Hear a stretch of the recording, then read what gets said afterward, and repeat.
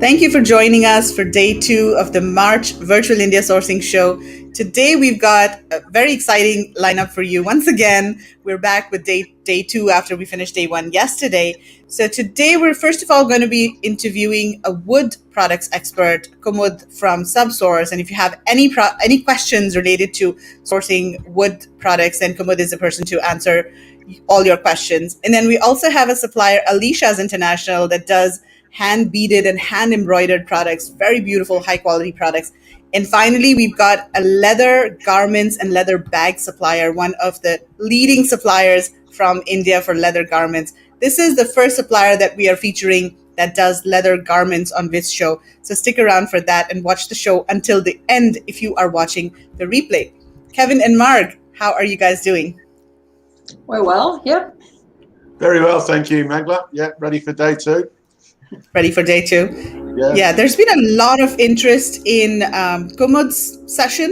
I did a post in the Facebook group, and so many people have commented, and they've liked and shared. And I asked people if they had any specific questions for Kumud, but nobody's posted any questions as such. So yeah, we'll just have a conversation, and we'll see what kind of questions we get. They'll find. I'm sure we'll get questions as we go along, Magla. I'm sure, yes. Marg and I have got plenty of questions for Kumud anyway, so that's it. Yes. Hi, Trish. How's it going? Trisha. Hello, Trish. Okay, so let's get started. I'm going to invite Kumud. Hi, Kumud. How are you doing? Hi, good morning. How are you? Yeah. Good morning. Hello, Kumud. Good to see you again. Thank you. How are you, Kev? Very well, thank you. Nice to see you back on the show again. Thank you. It's been a long time. Kumud, first of all, thank you so much for being in the group and answering all the questions very patiently that people have about sourcing wood products. So before Margaret starts, with her questions, she's got a long list of questions for you. Do you want to give a bit of an introduction and tell people about your background and your expertise? Yeah, basically, I'm a professional with almost 20 years of experience in the export industry. And I started my journey in an export house where basically I learned how the product is produced from the base, particularly from the raw materials and the kind of machineries used, the product making techniques, and understanding of production. So basically, my career started with all of this, and then I moved on and joined various other companies, various big brands like Tier 1 in the US, H&M, Williams-Sonoma, which is one of the biggest retailers in the US. And I've learned a lot about their working systems and how they manufacture and how they take the fashion from a technique to a product. So this is what, basically my understanding on the product line. That's why, I've been able to develop certain products in that way. Thanks. Right, fantastic. Yeah. I'm sure with your experience, you'll be able to answer all the questions from everyone that they'll probably keep finding them in a moment. But look, do you want to start with telling people what are the most popular types of wood to get from India? In India, we have a lot of wood that, we are using, which is locally available. So in terms of local available wood, I would say mango and acacia are the two woods which are majorly used in our furniture and handicraft industry. We also have the Indian pine wood, which most of the vendors would use. And apart from this, we are also using a lot of imported woods which we import from other countries, and for that we provide FSC certifications and according to the norms which is required. But in case if you look at the requirement or the export industry needs and being competitive in India, we need to work with mango and acacia majorly. Yeah, so the others are a lot more expensive, obviously, they get imported and Yes. treated and all the things that go with it. Yeah, so that makes sense. And look, I use some mango wood, a couple of my products, and I'm really happy with it. It's beautiful wood and it's so different. I mean, I think it's got one of the nicest grains, so I'm really happy with mine. Now, what regions do those woods come from? Is there a particular area of India, or is that sort of done all over India? How does that work? Basically, if we see region-wise, mango wood is regionally produced in India is basically major producer of mango. And if you see, the mango wood also comes from the region Uttar Pradesh, where we have linked areas like Muradabad and Saharanpur and all these places. So when we talk about mango wood, it is available all across India, but it is majorly grown in Uttar Pradesh. And that's why we are able to get all that wood products from Muradabad, which is adjoining, which is actually in Uttar Pradesh. So we can always get that from that zone, or maybe Jaipur and Jodhpur also uses the same kind of wood. Acacia is generally available in Rajasthan zone, which is Jaipur and Jodhpur again, and it's also available in Muradabad. So if you talk about regionally, yes, both these woods are available. Pine again is visible. Pine again is also available. So it is, I mean, you can find it in these regions. The major regions of working in export and handicraft area is Muradabad, Saharanpur, Jaipur, and Jodhpur. So when we talk about handicrafts, we can find all kinds of handicraft and furniture industries in these zones. Right, okay. Now, I know mango wood is very environmentally friendly. Do you want to just let people know the story of mango wood so they understand how it's produced? Yeah, basically, when we talk about mango wood is extremely environmental friendly. And as I shared with you that India is one of the largest producers of mango. So there are trees which they cut down after for lumber use only when it stops producing the fruit. So when we talk about mango, it is a sustainably produced wood, and it's more sustainable because we are utilizing the wood only after the fruit has been cultivated. So it is helping a bit to the environment also, and making the planet greener, of course. Yeah, And so yeah. And I and mean, I apart think from that's a that, great story for people too to use. If they're right. selling something made of mango wood, that they can actually add that as a backstory instead of sort of using trees that are taken hundreds of years to grow. So I think it's another good spin that people can use, because you don't hear of that very often, of a tree growing that quick and being used in furniture. Yeah. Right. Kumud, sorry, could you move your camera down a bit? Because I think your face is Okay. getting cut off. Yeah, just a little bit so we That's can see it. better. Yeah. Yeah. Now, look, wood over in India needs drying. There's quite a process. Do you want to go through that process? And obviously with the wet season and that, it makes a bit of difference to how it's all handled. Right. So first of all, actually, we need to understand how the wood is coming to us. When we are cutting the trees, the wood is actually wet, in a wet state. It has all kinds of moisture. It's a living thing. We are talking about a living plant. So while we are getting that, we need to understand that the wet plant obviously can take up moisture, can release moisture, and cannot be worked upon in that particular state. So what happens is that our first and foremost step to have that wood made in that sense that we can make the handicraft out of that. So what we do is that we take that, cut the trees, the stems and everything. The bark is taken out, and the wood is actually dried up. So basically, what happens when you use the dried wood is basically how advantageous it is. I would like to first discuss that. It becomes lighter and easy to work with, and also it's easy to transport the wood in the dried state. Apart from that, it avoids the decaying of wood because we have um, made into that level. I mean, we have created such conditions in that wood so that it does not react with the environment and take up the moisture or release the moisture. So it's very important to treat the wood in such a way or dry the wood in such a way so that it's not that live at that moment while we are making the product. So it's easier to make the products out of the dried wood.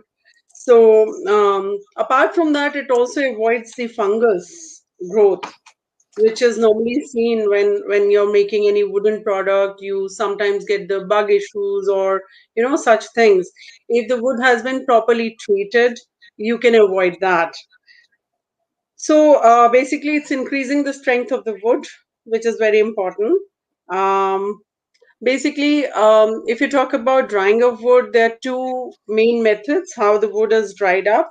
One is the natural method, where these majorly these companies are going to their seasoning agencies and places, or some factories also have linked seasoning units where they season the wood. They'll just put it out for drying in sunlight, but only they will prefer not to keep it in the rainfall during rainfall. Apart from that, that's the natural drying method in sun, but that's not really preferred while we are making any products for our export industry, or any other product is made out of that wood. The majorly used method is the forced drying, which is the seasoning, which is done in big chambers where the logs of wood are cut into planks and put into the drying chamber, where under humid conditions and the specific temperatures, they set the wood, and the excess moisture is taken away, and they keep it in that condition for approximately 20 to 25 days seasoning time it takes. They also do the chemical treatment of it with Biflex so that there are no bug issues at a later stage. So these two processes are basically very, very important treatment of the wood, because if once you've done that, it's very easy to do any kind of workmanship on wood, which is preferred. I mean, while we are working with any suppliers, you need to check if the supplier has actually done that themselves, or sometimes they buy the treated wood, but you have to ensure that while you're working with any supplier, the wood has been treated, and under proper conditions only they are working on the wood. Yeah, and they usually check the moisture levels, don't they, when they're working on them? And it should be Yes. what, around 10% or something like that, I think is about. It's basically the moisture content of the wood while it comes out from the kiln or the seasoning plant, or on your product. It should not exceed from, basically the range is 8 to 12%, but during winter season, it may be 1% higher, or during rainy season, because the wood still is live. It can absorb moisture, it can release moisture, but 8 to 10 is the preferred moisture level content that should be followed. Right, okay. 8 to Yeah, 12%. yeah, that's good. No, and look, with the finishing of the wood, some people say to me, "Does my wood have to be finished, or can you send raw wood out of India?" So that's one question. And then number two, how do we finish the wood? What are the ways that it can be finished? Can you come again with your question, please, Margaret? Oh, sorry. The finishing of the wood, is it necessary to have wood finished or treated before it leaves India, or can you actually send raw wood? So if I had a plant, something made out of wood, can I actually send that in its raw state without any sealer or any finishing on it, or not? Yes, of course. This basically, when we talked about the drying process, is the basic processing of the wood, I would say. Apart from that, when the products are made, we are using the seasoned wood. Once the product is made, basically before even that, we do a sanding process to the planks which are actually received after seasoning.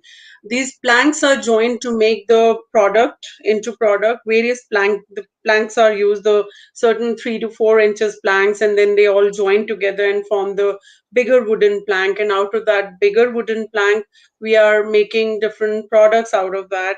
Any kind of box, any kind of furniture, you'll find the joinery to be there, like 2 different planks joined, and you can see that mark. If you see that very closely, you're able to see that. So basically the gluing is done for the planks, and these planks are again sanded on machine, and we make the product out of these sanded planks.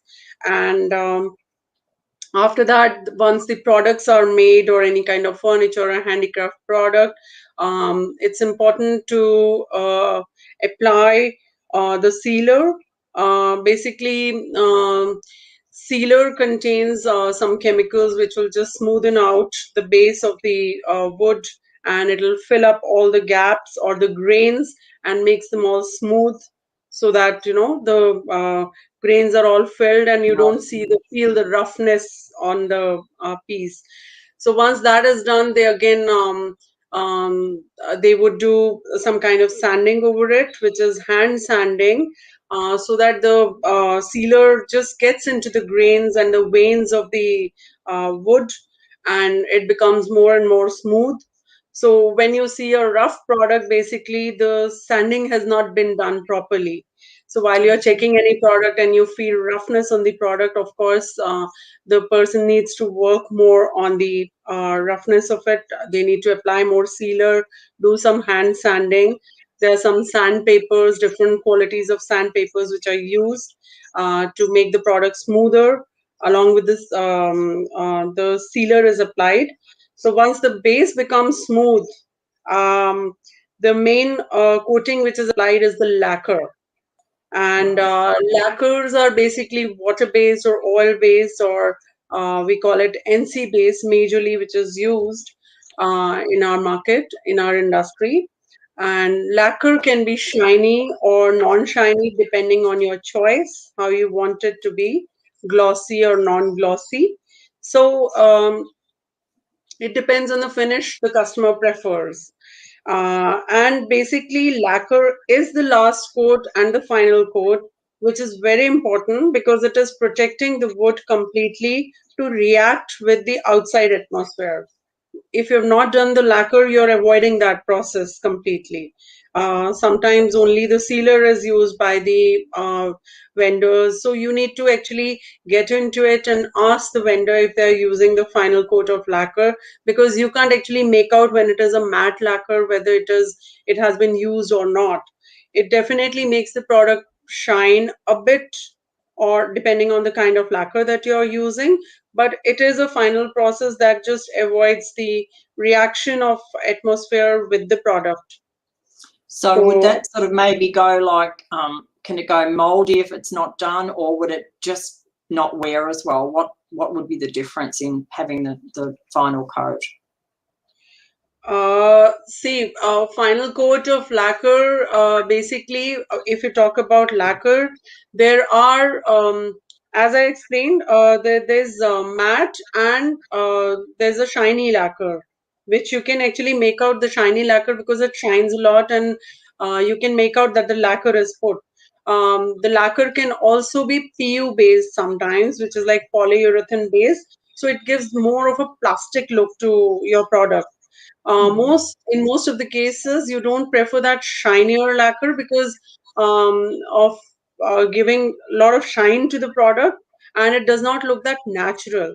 So for the product to look more natural, it's preferred to have a matte look to the product, and use a matte lacquer. But you can always check with your vendor if they're using the matte lacquer or the shiny. Is it water based? Is it oil based? It all depends on the product sometimes and the kind of look that you prefer to use. Okay, good. Yeah, no. And so what is the most popular things at the moment that are being sort of exported out of India to the US when it comes to wood? What would be the most popular products?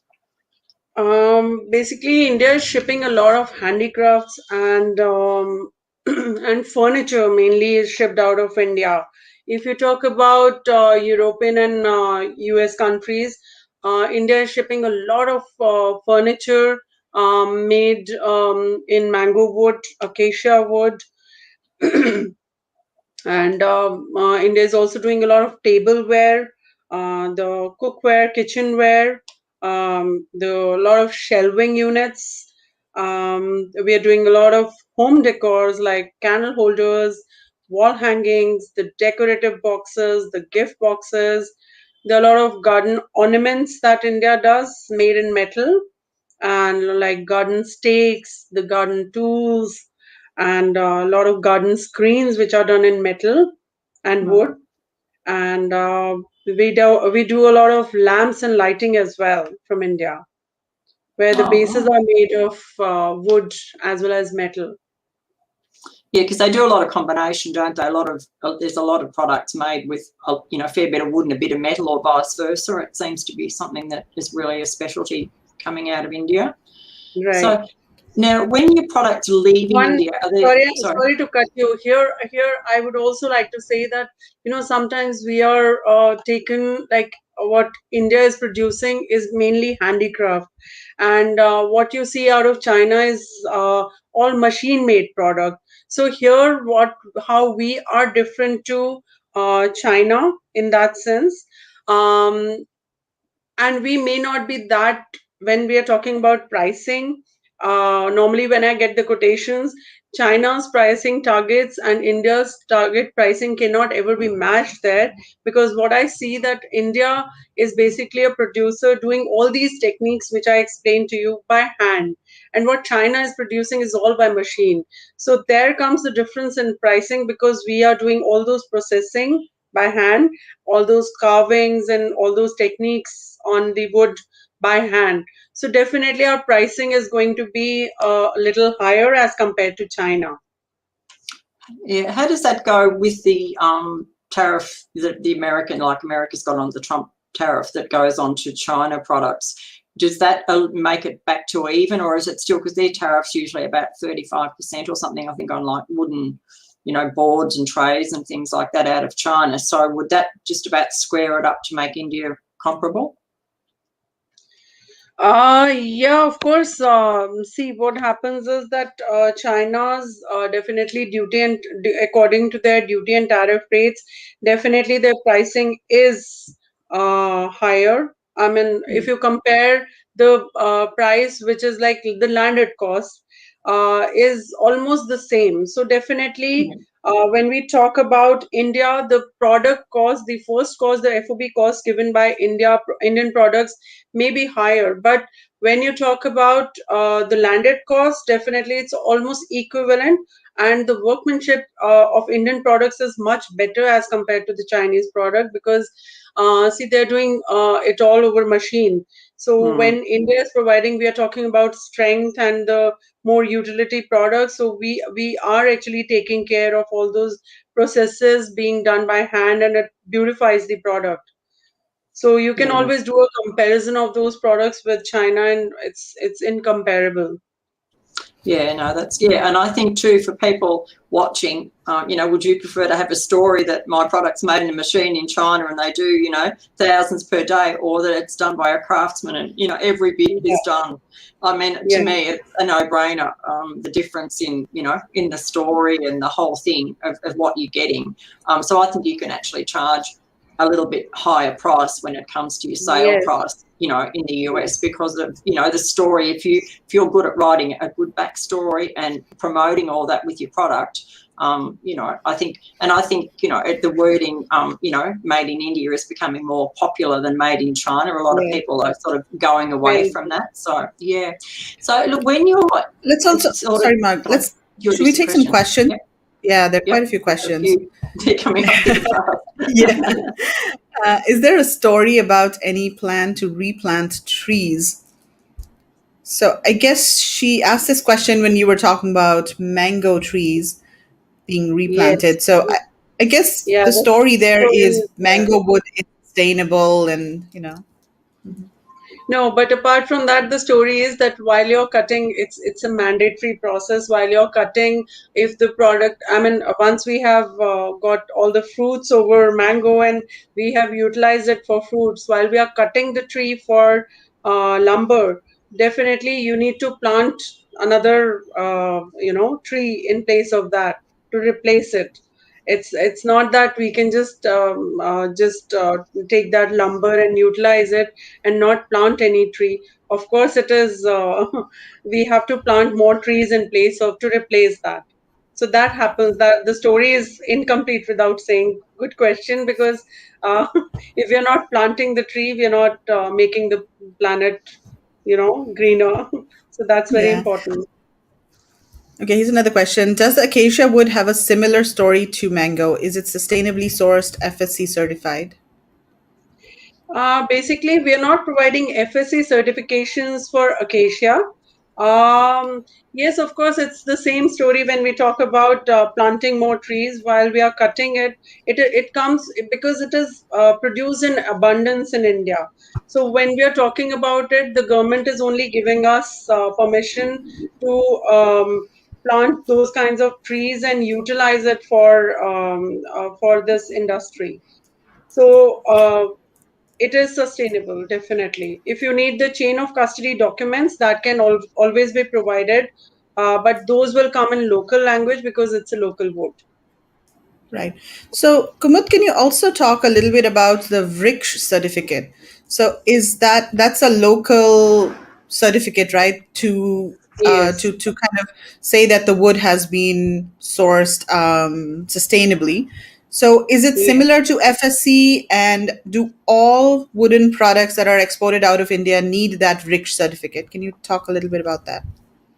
No, all the woods don't need rich certificate. Basically, mango and acacia, when we talk about and it's produced in abundance, definitely we are talking about the sustainable wood here, and we are utilizing it with the government's permission, and we have all those documents which are there, and which can be provided if the buyer is looking for some sustainable wood. When we talk about the bricks certificate, it is definitely needed for the woods which is not produced in abundance, like shisham. Okay. So when we talk about rich, definitely that's the scheme that the government has run to avoid the cutting of jungles and the lumber, the extra lumbers, which we are basically looking at only producing the wood and not actually cultivating more trees. So definitely this process has been implemented by the government, and this is very scarce. The rosewood or the shisham wood is in scarcity, so it's not allowed to actually export shisham. This was banned in 2013, so it's basically not now allowed to. If even if somebody is exporting shisham, then you need to have that RIC certificate along with it. Okay. Are the chemicals used for bug elimination harmful to people or the environment? No, the chemicals used in wood are basically Biflex, which is basically avoiding all the. This is used in a way that according to certain specification, which is not that harmful to the environment or people, because we are of course making a coating on top of it. What we talked about, the processing of wood and the seasoning. It's basically to kill the basic. The bugs into it, the not to make the wood live so that it reacts with the environment. So the chemicals which are used are not harmful, basically. Yeah. And if there is a requirement of a food safety test or certification, the supplier should be able to do that, right? Yes, because when we talked about lacquer, there are different lacquers available, and out of that, food safe lacquer is also the one which passes the food safety test. So when we are talking making the kitchen utensils or the bowls, and that's the requirement of the customer, we use the food safety lacquer, which passes all the tests, and that can be tested anytime. What's a non-toxic finish for cookware? The same lacquer which I told you. It's green. Okay, as a wood products importer, should we be concerned about shipping during the rainy season? Does it matter? No, basically, if the vendor has actually treated the wood, I don't think that's a concern because once you have treated the wood and it, takes the balance of the atmosphere, the basic amount of humidity and temperature controls are always done. So once that seasoning, you need to definitely check with your supplier if they have done proper seasoning to the product. As long as they have done that and they are meeting the moisture content levels of 8 to 12, which I told you during rainy seasons could go up to 13 or 14 maximum. It should not go beyond that. Then definitely that's concerning. If it has been naturally dried wood and not the kiln dried, then definitely the moisture levels could be higher. The reason of getting the moisture higher in your product is that. So just ensure that during rainy season you're not going beyond 14% of moisture. Okay, so this is really important when you are sourcing wooden products from a supplier. You need to make sure to tell your inspection company when they go to do the pre-shipment inspection to check the moisture level. Of course, they definitely will do it for all wood products, but then you've got to tell them what the acceptable limits are and when an inspection will be considered failed. If for example, if the moisture level is above 14% in the rainy season and above like 10%, 12%. you said 12%. 12% in the non-rainy Normally. season, in the normal season, then that is concerning, and you have to maybe the pre-shipment inspection would fail basically. And also, Okay. apart from that, even the lower limit is very important when you talk about 8%. Definitely, it should not be lower than that, or else the wood may crack.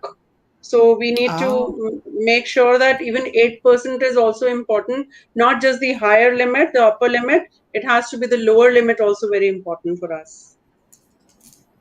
wow. Okay, that is good to know. Do you think India is also moving towards CNC and automatic setups?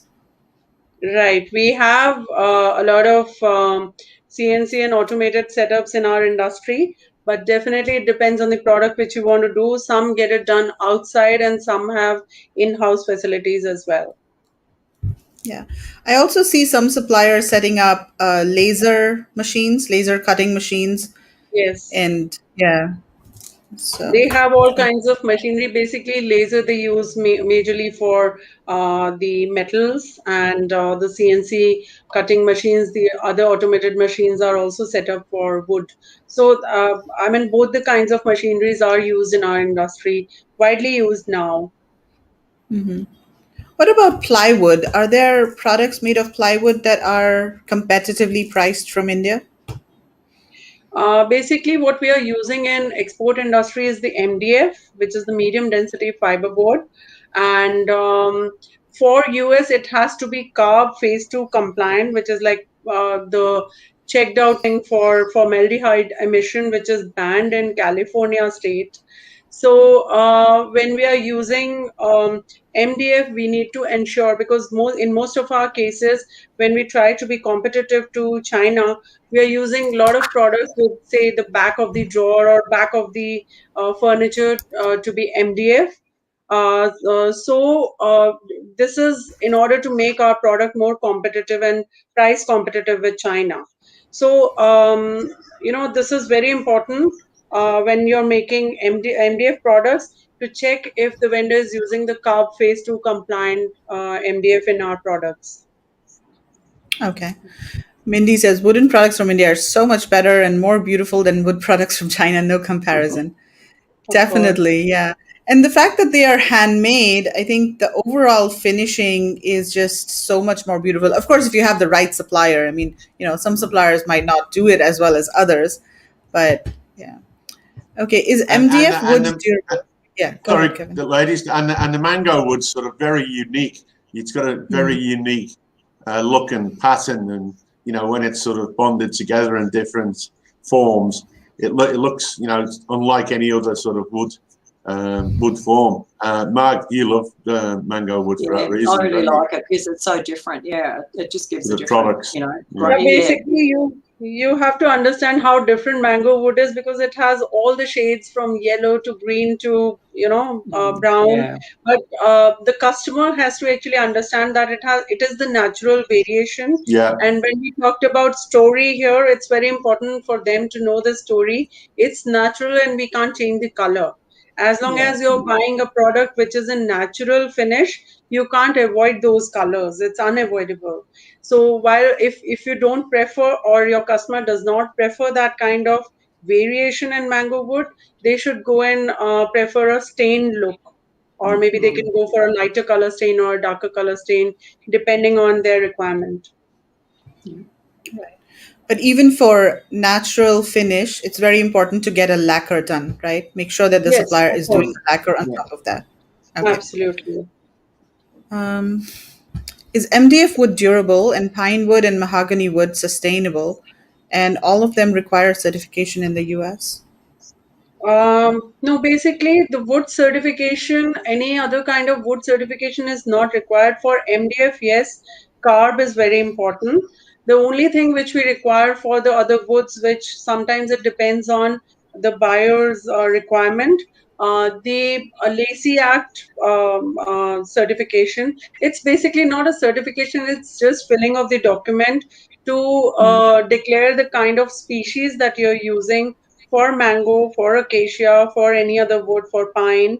So this is basically a declaration of the type of species used in that particular product, for the Indian government to know what kind of wood has been exported out, and for the US government to know that which species they have actually got into their country. So it is no other kind of specific certifications which are required for US, and nobody has to actually none of the buyer needs to actually get into the certification, because there are no specific certifications required for any wood product. So we can use Hmm. any kind of wood, and the certification, the Lacey Act will be provided if they want. That's available. The forms are available online, and we can always ask the vendor to fill it up and supply. Right. And the freight forwarder would usually manage this form, That's right? what. Or Yes, the freight forwarders manage for whatever, if that is a requirement coming from the buyer, they'll take care of this, that the documents are provided, contains that Lacey Act forms already filled. right. Okay. Do you produce teak wood products? Yes, we do. This is also like a majorly used wood in India, but this is basically for Indian environment only. Not, I would not say environment, but this, because it's quite expensive, almost thrice the cost of mango wood. So we're not using it for export purpose due to that reason, because most of the cases we need the competitive products here, and when we talk about competitive products, we will not be able to supply teak at those kinds of prices. Of course, it has beautiful grains. It's a hardwood. It makes beautiful products, but due to the cost, it's not utilized. Yeah. What's CNC every anyone? So CNC is basically a computerized way of, cutting wood and all different types of materials, metal specifically. And I think CNC stands for computer numeric control or number Yes, control or something, yes, something like something that. like that. So yeah, just Google search that, Bernadette. Okay, so let's start wrapping up over here. What kind of wood do you use, please? Bamboo or mango? So we covered this. I think you might have joined a bit late. This was the first thing that we covered when we started the webinar. So once we finished the replay, you can go back and watch it from the beginning. But basically, there are two types of wood coming out from India mostly. It's mango and acacia. Kumud, do you also want to tell us about bamboo wood? A lot of people ask, Uh, is bamboo wood available about in India? bamboo, yes. Yeah, I and was what actually types of thinking of products? talking. Yeah, Basically, bamboo is not abundantly produced in India. We're not very competitive as compared to China. I get a lot of bamboo queries sometimes from the buyers, but that's not actually from India. That's not, I mean, that could be supplied if you want, but this will not be a competitive category for India for sure. So we should look at China for this. right. And I think for bamboo products in India, there are, like in the eastern part of India, there is bamboo grown, but then it's not processed into planks the way that it is processed in Right. China, right? In China, they process it, make it into planks, and then produce products out of it. But in India, they just use the bamboo and maybe split it, slice it, and make products out of that. So there's no processing of the bamboo done as such. Yeah, we don't make it out like into planks and make it like wooden products like we do for other woods. So that's why it's not basically used. If you talk about India, we are not competitive there. Yeah. Can you customize wooden products, please? Because I need a special shape for my product. Yes, definitely. So, just to clarify, Kumud is from Subsource, which is a sourcing agency. So, if you do want to work via a sourcing agency, you can reach out to Kumud with your requirements, with your specifications, and then she can go out and find the right supplier for your product. I think the benefit of working with somebody like Kumud, who's got so much experience, is that she can really guide you through the process, especially if you're totally new to sourcing wooden products and you don't know what kind of construction you want or what kind of finish is the right finish for you, or all of those different types of things. She can really help coordinate with the supplier, because sometimes suppliers will just do what you say, right? I mean, some suppliers, of course, will work with you and tell you and guide you, but sometimes they will just do as you say, as you tell them to. And as somebody who's new to wood sourcing, you might not know what's the right thing to do. I mean, just to give you an example, if you're producing something like a shelf, the joints of the shelves are really important, right? You want to make sure that the joints are durable. So, do you glue the joints? Do you use V nails? That's a new thing that I've learned recently. Or what kind of what kind of glue do you use? All those types of things are really important. And I think, Kumud, you were also mentioning there are different types of joints, right? I mean, there's, Right. what is It's that? very important. It's very Yeah. important how the joinery is done. So it's a vast topic to be covered. Maybe we can cover that next time. And because it's very important the kind of piece you're constructing, if it is rightly constructed, because it can, if you want a durable product, of course joinery is very, very important. Yeah, So we can talk about the glues and joints if you want next time for Right. sure. yeah, for Yeah, sure. I think we can do like a actual workshop when we are in India on India sourcing trip. Yeah, It'll be a wood Yeah, workshop. do a wood of workshop. course.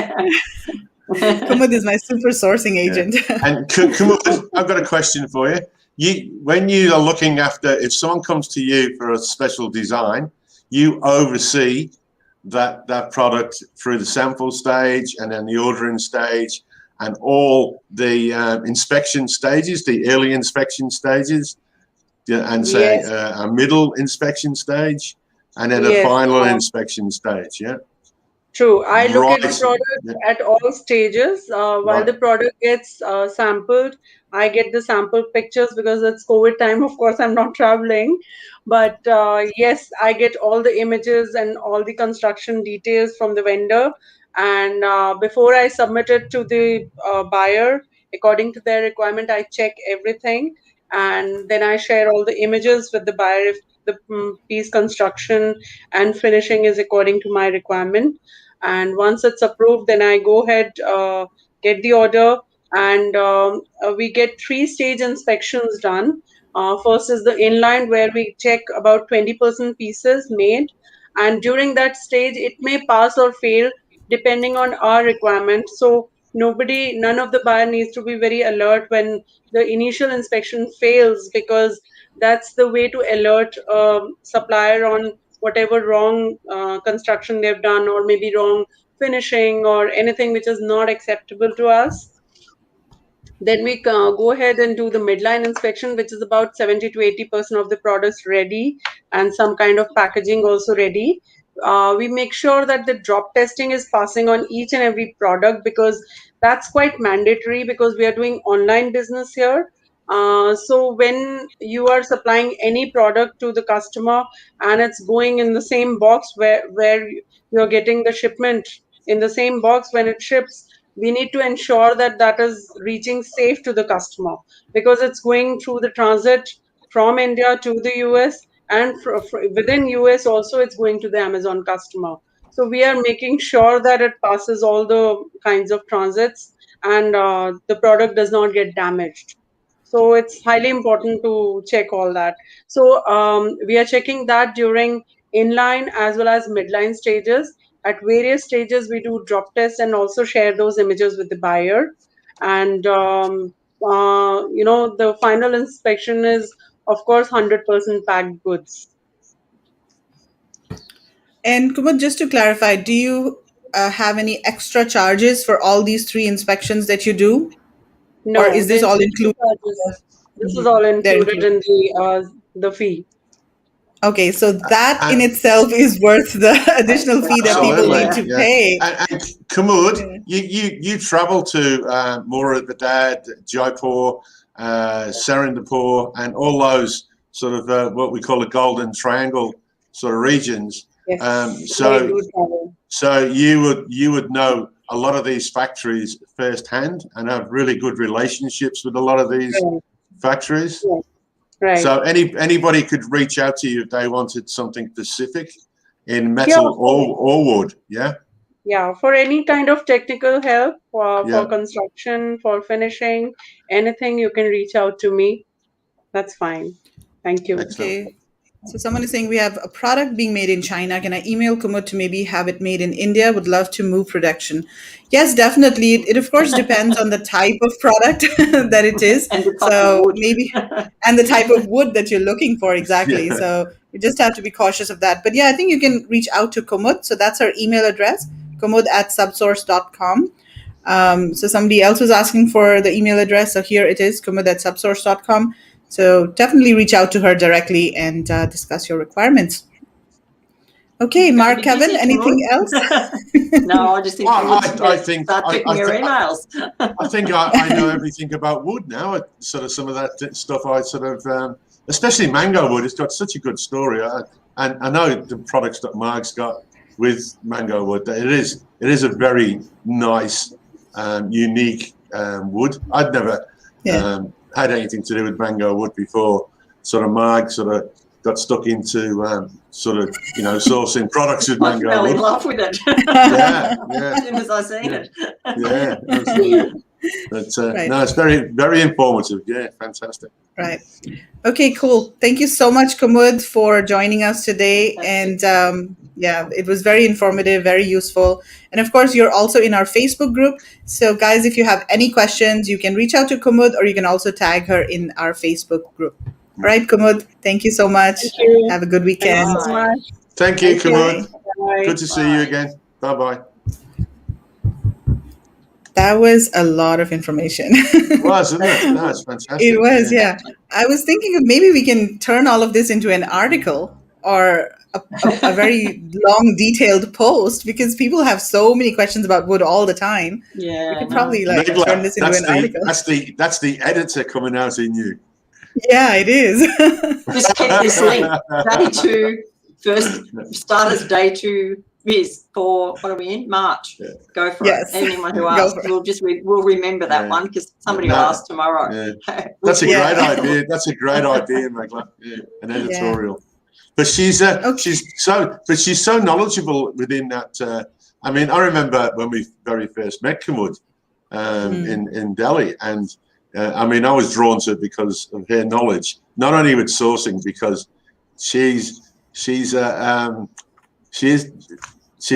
very good sourcing agent, and I'd hate to go up against her because she's very steely. Margaret muses about wood. Muses about wood. Cool. Okay, so let's move on to our next supplier who's waiting backstage. Welcome, Kashif from Alishaz International. How are you, Kashif? Long time. I'm doing good. How are you doing, ma'am? Hi, How are everyone. you, Kashif? Hi, Hi, how are you? Kashif. Good to see you again. Thank you very much, sir.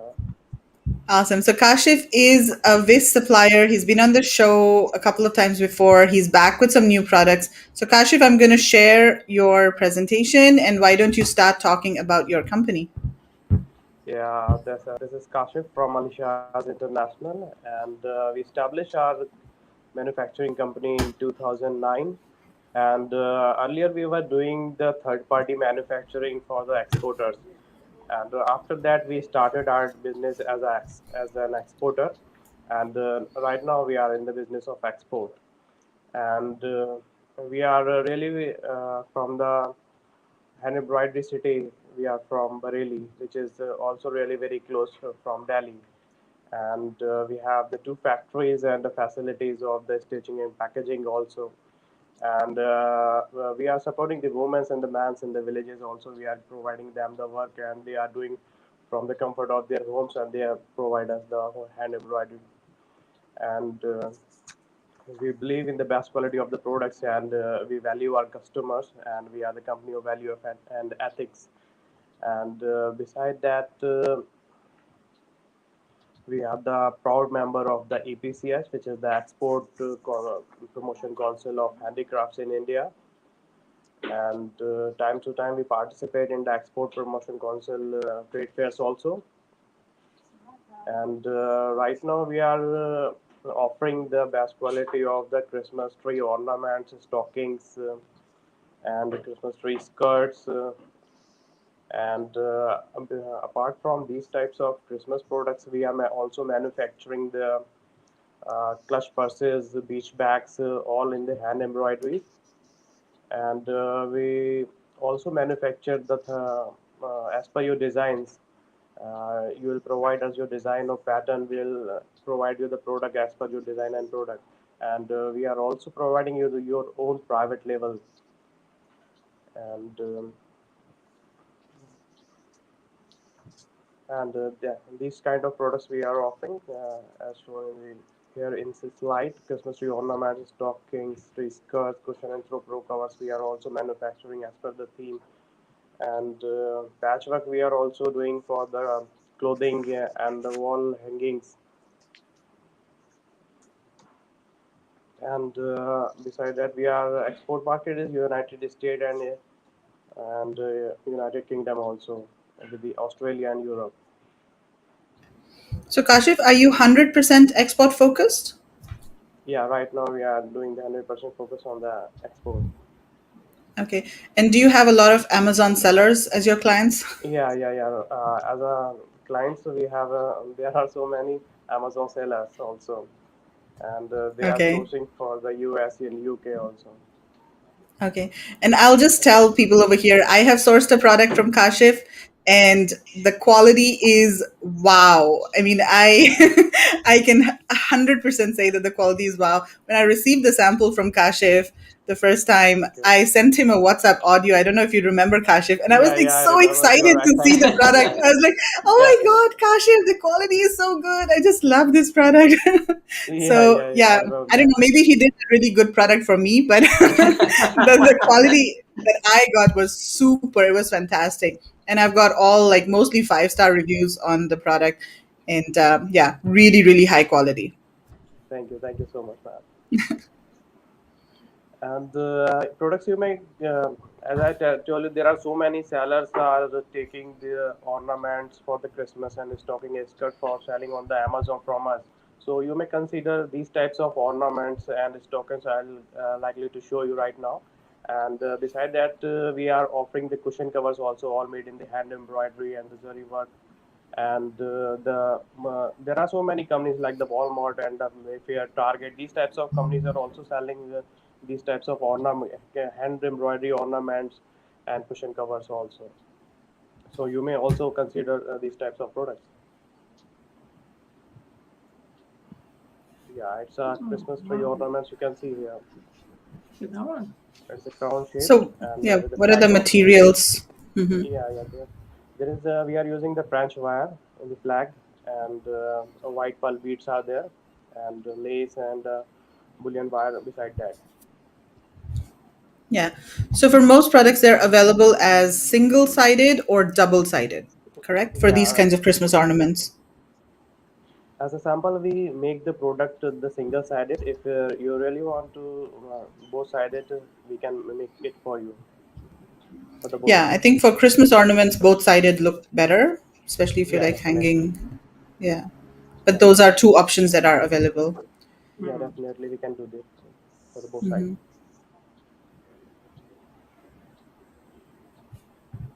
These are the Christmas ornament, star and tree shape. They are in the pearl Mm-hmm. beads and the French bullion wire we are using around the pearl bead.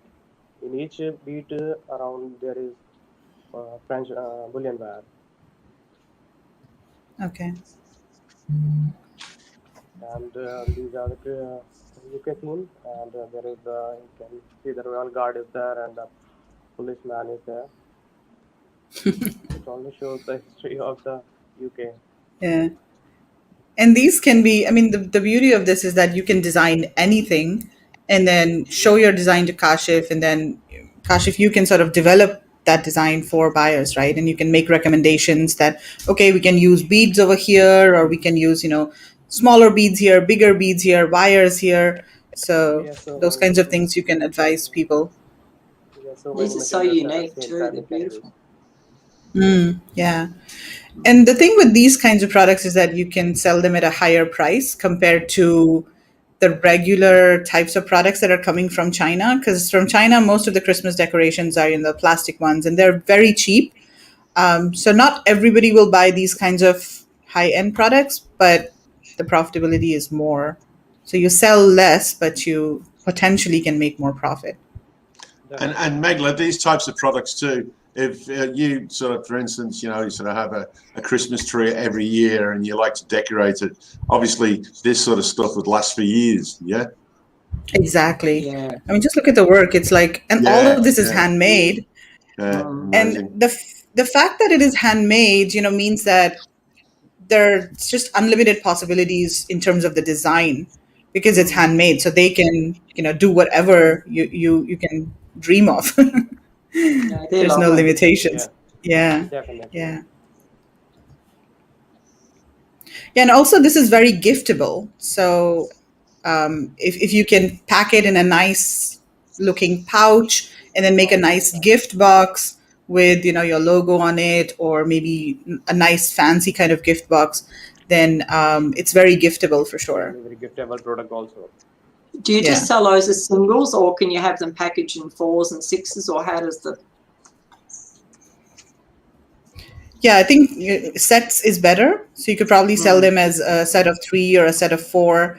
And each individual ornament can be packaged in a pouch, and Yeah. then it can be placed in a box that has compartments. So you could have maybe a 4 compartment box or a 3 compartment box, and then each ornament is in its compartment, so they don't touch against each other during transit. Yeah, Yeah. And do these sell But all year round for, obviously for Christmas time? But I mean, is it a really sort of seasonal product? I mean, if I wanted to sell those products now, I would be thinking of I've got to order very quickly because Q4 is going to be my one time to sell these products. Mm. yeah, definitely. You're right, sir. definitely, Yeah. yeah, these are Yeah, I seasonal don't think products. So I Yeah, don't think now's the yeah, you'd sell time. a lot like now. Not too many people would No. be thinking of, Christmas decoration. I mean, I know that black one you could get away with it not for Christmas, but I don't know what demand people would have to want to hang it somewhere just during the year. I mean, yeah. My Yeah. point was, Mark, if I was into this niche, I'd be sort of getting into it now to get stuff yeah, made. oh yeah, you've got to get your stock in Yeah. now and get it moving. Yeah. Yeah, definitely. Yeah, this kind of star, and the small stocking it is about in 15 centimeter, and it is the Statue of Liberty. It is also in the 15 centimeter. Yeah, they're good size too, because I mean, 10 centimetres is about 4 inches, isn't it? 15 is about 6, so they're not small products. They're really nice size. Yeah. That's nice. Oh, isn't that Yeah, cute? so good balance there.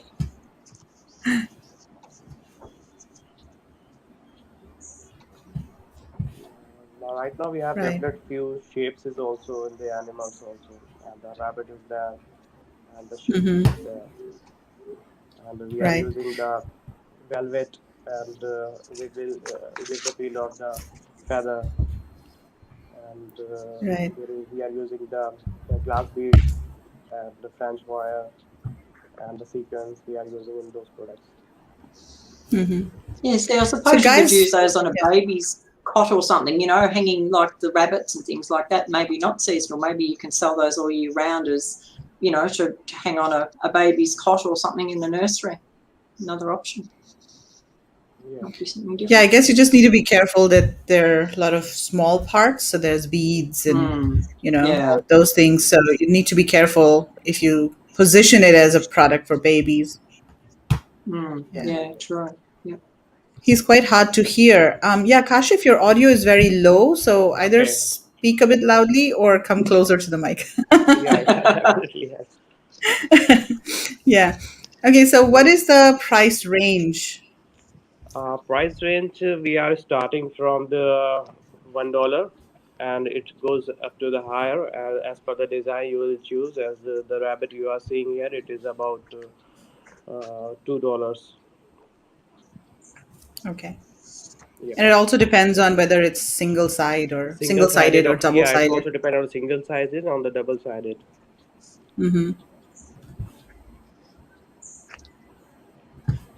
Yeah. Yeah, we are manufacturing the stockings also. We have the few new designs also. I would like to show you. And Do you have any samples, Kashif, that you want to yeah, show right now. us on camera? Yeah. Yeah, show them. Yeah.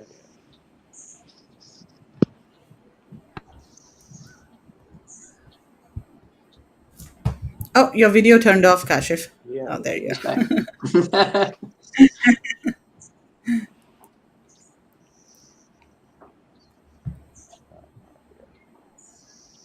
That Oh, kind of gee, there. shapes we Oh, are that's manufacturing. cute. Isn't that cute? Cat. Yeah. That sort of shows the size in his hand. That shows Yeah. the size when you Yeah, talk they're about quite a good size, aren't they? Yeah, It is about 15 centimeter long. yeah. Yeah, and we have the polar bear in the root of Christmas. Oh, right. They're gorgeous. And we have these kind of shapes of the lion. Yeah, Kashif, your audio is a bit low again. Make Okay. sure you're speaking Sorry. loudly. There's Oh, so that's much so work cute. in these. The amount of Yeah. work. So how long does it take one person to make one of these? Yeah, it takes about 2 to 2.5 hours for making these kind of lion. Wow. And after that, the pasting, the person is pasting and the stitching this, that also takes some time, about 15 to 20 minutes more. So making that particular masterpiece, it will go around 3 hours. Okay. Wow. So Because one they one stitch piece. each and every beat with the swing, each and every beat they are putting there, not with the machine. And that kind of stars, it is also made in Yeah, those are very I beautiful. like those. Yeah. Mm. there is the bead And pearl work, and around every pearl there is the bullion wire. Hmm. So bullion wire is the wire that we see on the edges, Like a right? yeah, it's a coil shape. Okay. Okay, great.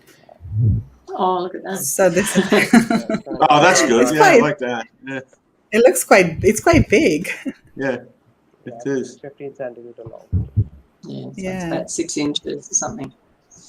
Beautiful. And beside that,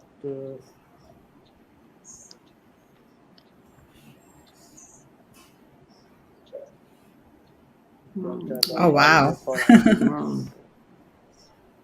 Yeah, no, they're really cute. Yeah.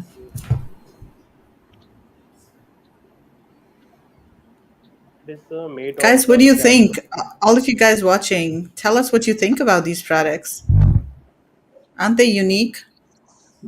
Spoiled for choice which ones I like best. Yeah.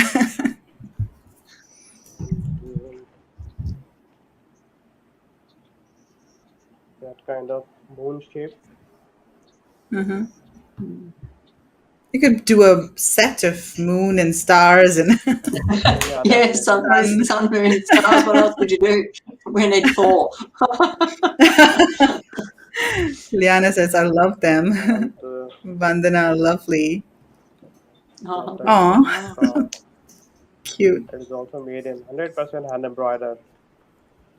Hmm. they're lovely.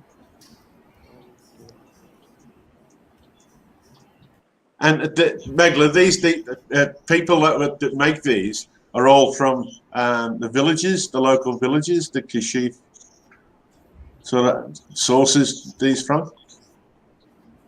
So It's Kashif, not a the it's not a factory. artisans. Yeah, Yeah. so it's But they're not Oh, made in a wow. factory. The That's artisan. beautiful. So they're not made. So Kashif, you said that the artisans, they work from home or they come into community centers to work, right? And do you have your own unit where the workers come in and do these, or the artisans come and manufacture or make these? yeah, as I told you earlier, we have the two factories, and the artisans are coming there and doing the work, and also we provide the work to the peoples also. And they are doing at the comfort of their homes. So they are sitting in the villages. They are really very good in their work, and they do the work really very finely. So they are really very good. So in this business, we have to also provide because there is the mass production. So we have to give the work to these kind of peoples also in the villages and beside the city also, the person who are doing the hand embroidery. And most of the production is also done in our factory. Right.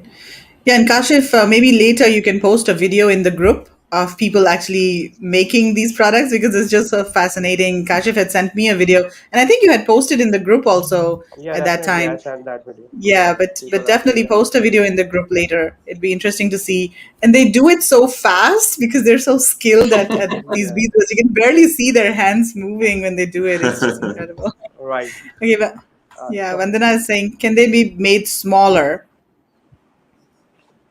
yeah, we have that kind of the stocking also. We make few new designs. Yeah. And Kashif, there's a question: can they be made smaller?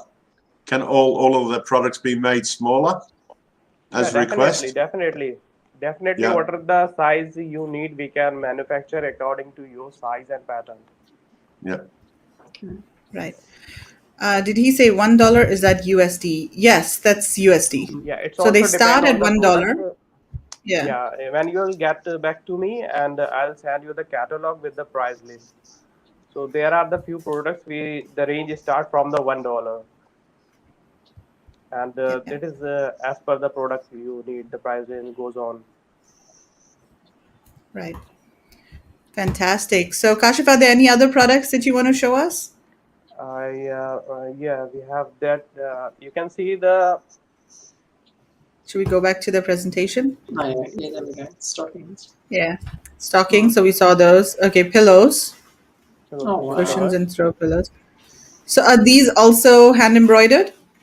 yeah, all are the hand, definitely 100% hand embroidered. All the products are. Wow, that's very Uh, cute. just behind me, you can see the tree skirt also.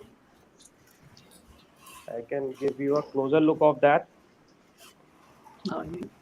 Oh, your video is turned off. Yeah, yeah, Oh, he's going to get it. yeah. Okay. It is the tree Oh, skirt. It nice. is So how yeah. is The size is It goes on the 48 inches. ground. At the bottom of the tree. Wait.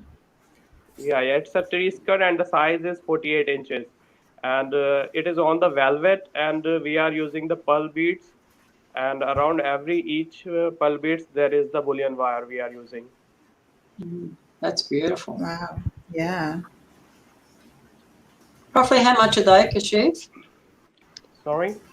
Roughly how much are they, the skirts? What's the price approximately?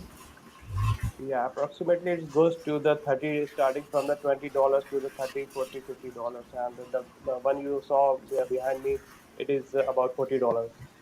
Yeah, because they're Okay. beautiful handmade, yeah. Yeah, And they're those pretty. and those tree skirts, you could design your own type of tree skirt. Yeah, as I told you earlier, as per the design, whatever you will Yeah. show us, and if you need a smaller size or any kind of different material you want or other any other design you are seeking for, we can do it for you. Okay, fantastic. Well, Kashif, thank you so much for joining us today. And it's always so wonderful seeing your beautiful products. And I'll be in touch next week. Thank you very much, ma'am. Yeah.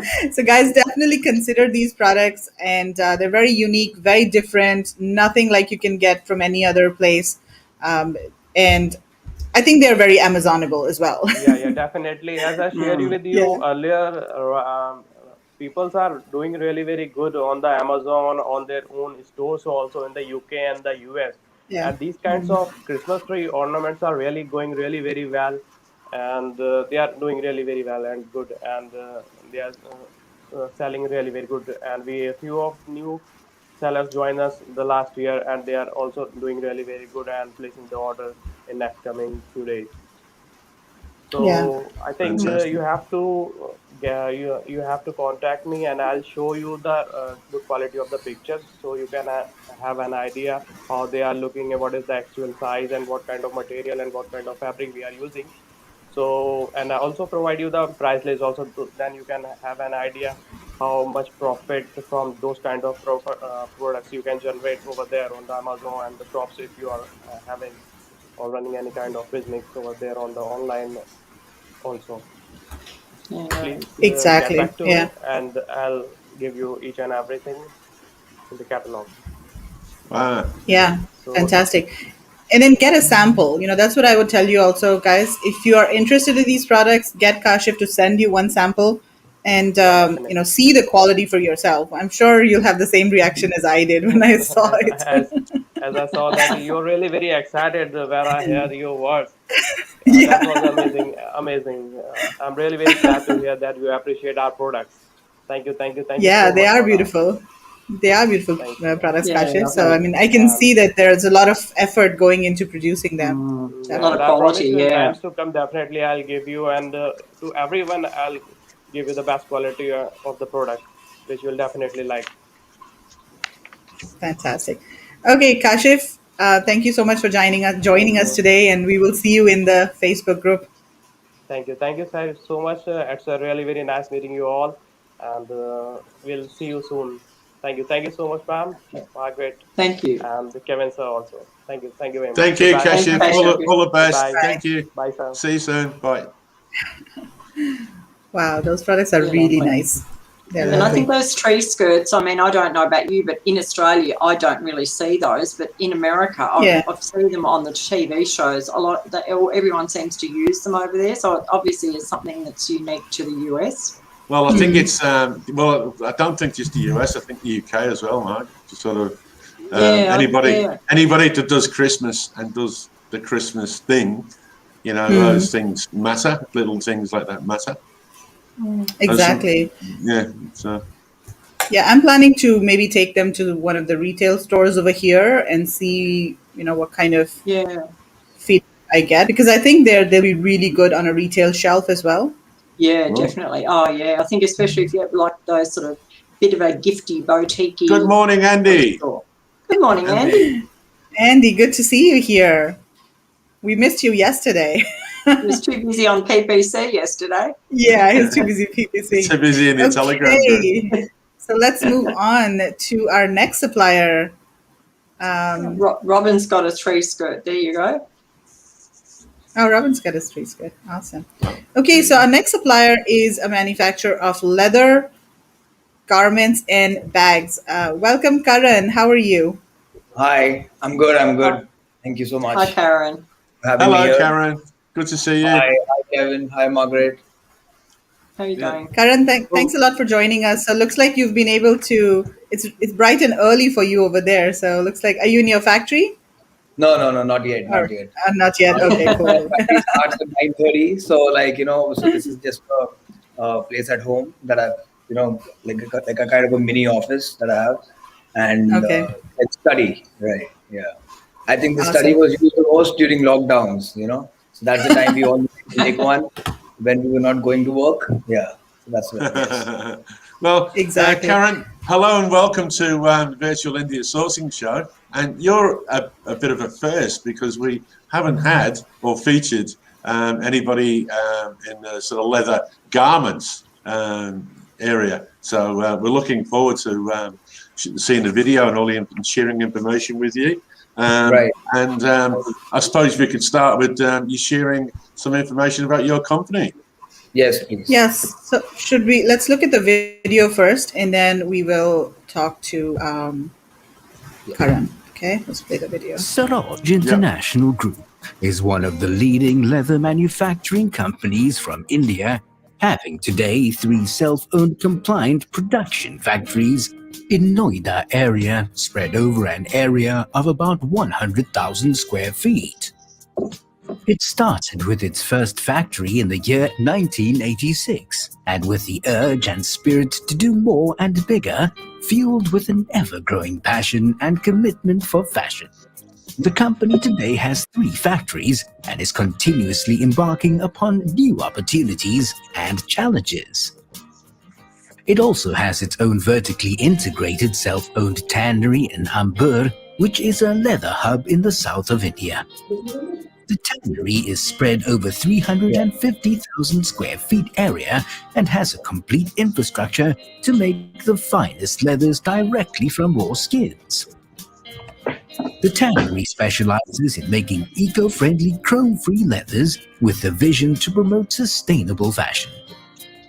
As of today, Saroj has been supplying leather garments, leather bags, and small leather goods to some of the best brands in the world and has been cruising all the way with a hardcore, experienced, dedicated, and professional team at the back end.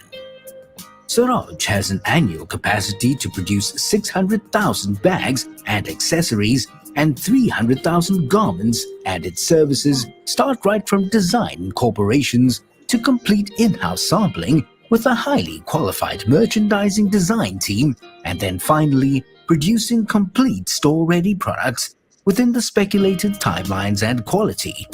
It can also assist in the logistics if needed.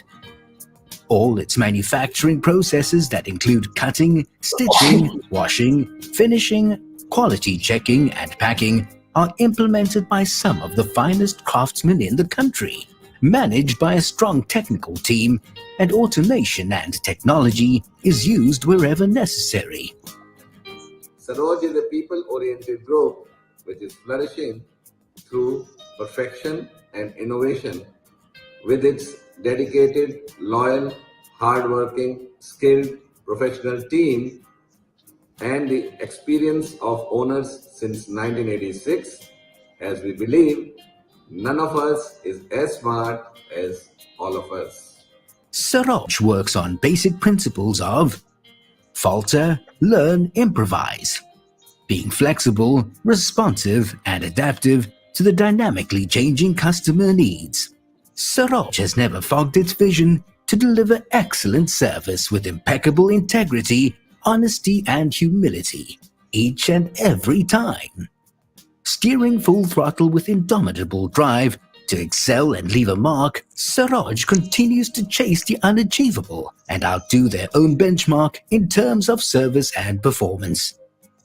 So we shall say, think leather, think Saroj, your one-stop solution to leather product procurement out of India.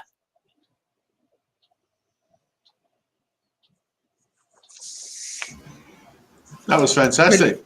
Yeah. So this is basically our virtual company profile, and explains all about us. So I'll Good first morning, start. everyone, and thank you for joining us.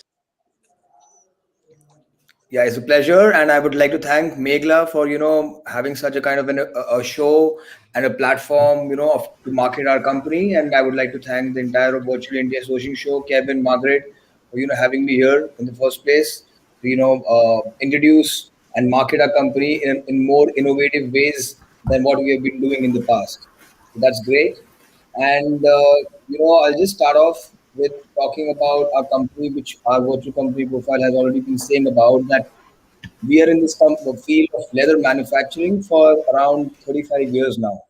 So we excel in leather manufacturing, and as you saw that we are completely vertically integrated. So we have our own raw manufacturing. So we manufacture our own raw material, and then we manufacture finished products out of it in our factories in Noida. So we have different factories for different product lines. So we make leather bags, we make leather wallets, we make all kinds of leather apparels. So this is a complete big range of leather products that we do. And when we say leather accessories like leather bags and leather wallets, it also covers all the small leather goods like coin pouches, coin purses, keychains, all kinds of leather accessories. So in leather, basically we do everything. So our tagline is, as we say, like we're like a one product, a one-stop solution for leather product procurement out of India. So apart from leather footwear, which we are, because that is a different forte altogether. Apart from that, we are doing everything when it concerns to leather products. So, and as of now, our clientele, we are supplying majorly to all the big retailers of the world. So starting from Australia, like we're supplying to Country Road, which is one of the biggest clients for us in Australia, like Country Road, Whitner, Industry. We're supplying to all these brands. Then we supply to, then America is one of our major markets. We supply to brands like Anthropology, Lucky Brand, Marmax, Hobo Bags, Calvin Klein, Tommy Hilfiger, Cole Haan. So we are covering all these major big brands of United States. And in Europe, we are working with some good retailers like in France, Galeries Lafayette, La Redoute. Then in Denmark, Bestseller Group, DK Company. In UK earlier, we were working with Arcadia, Topshop. Unfortunately, they went out of business. But so we are working with all these big brands all over the world. And apart from these bigger ones, we're also working with smaller companies. Like, it's not that we only work with bigger brands. We also work with smaller brands, and companies who we think that might grow in the future, and they require a good source out of India. So we do support them, and we do give them smaller productions to begin with. And we have seen customers who have grown with us, and who they started initially with like maybe 100 pieces, and today they are doing 2,000 pieces. So per style, or maybe per month, if I can say. So we have had customers like that. So it's not that we only work with the bigger brands. We're a sourcing company, we're a manufacturing company, and since we're vertically integrated, we try to work even with good smaller companies who we think can have a future with us. So that is basically all about our way of working and the solutions that we provide in the manufacturing sector. And maybe also, I think you can show a couple of our product lines, maybe to the viewers, or Yeah, what kind of yeah. that you. Let's start with your leather garments, because that's something that we haven't covered on the show before. So we were pretty excited about that. So, these kind of leather jackets that you see here, as I mentioned to you, they're going to some of the bigger brands, best brands of United States. Like Karl Lagerfeld is one of our very big customers. Cole Haan. So these are all biker jackets made in leather, and that we're doing. I'll show you something live also here. Like these kind of jackets that we have. Um, like you see the prints and everything here.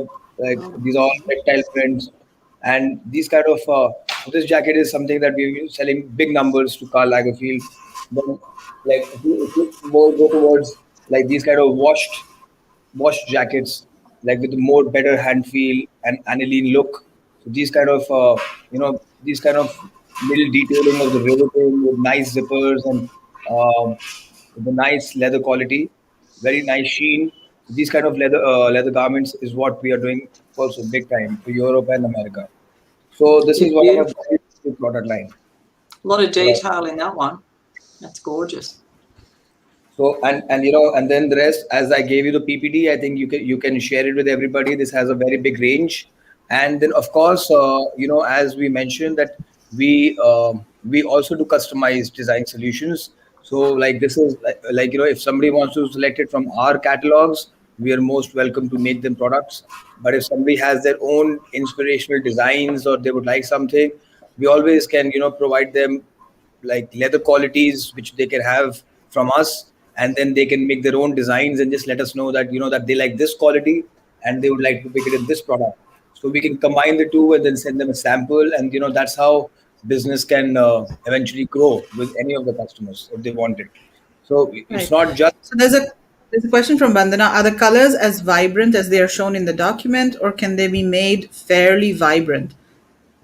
it all the colors are all custom made. So like as I explained that we manufacture the raw material ourselves, so we can always make the colors as per what the customer requirement is.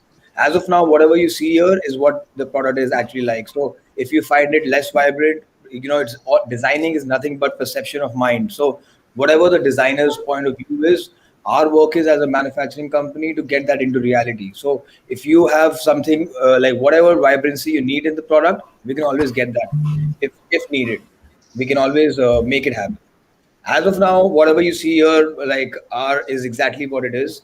Like the like some jackets are washed, some jackets are non-washed. So we do a lot of washing also on the jackets now, and all actually all are leather products. So this is a new category that we've been doing for the last couple of years, where we've been washing, tumbling, treating. Like this jacket that you see here, JK14.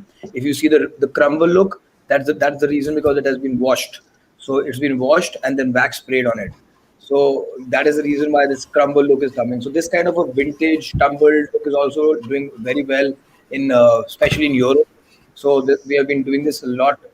So we have a complete washing treatment plant in our factories where we make the garment, and then eventually we wash it, and then we apply a couple of waxes to get this kind of a sheen on the product. So that little bit shine that you see is like that's like because of the wax that we put on the jacket.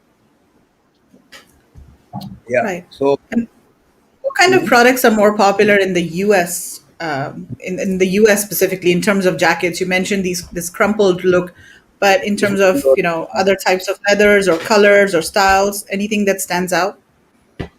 in US, we are doing more of the jackets, which are like this. These jackets are like this one that you see here on the right.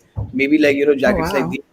these. These are going more to the US, and Oh, wow. Okay. more of the cleaner looks, and with a little bit of detailing on of a little bit embroidery. And so these kind of products, like where they're more clean. So like these washing and tumbling looks don't go more towards the European side, but these cleaner, but like yet like a good finished product where it looks clean, but still it has a little bit of detail that goes towards more of the American market side. Right. Chris is saying that green jacket is divine. I like this one. I mean, look at the embroidery on this. This is like Mhm. epic. This is like computerized embroidery, so it's not by hand. So it's not that Yeah.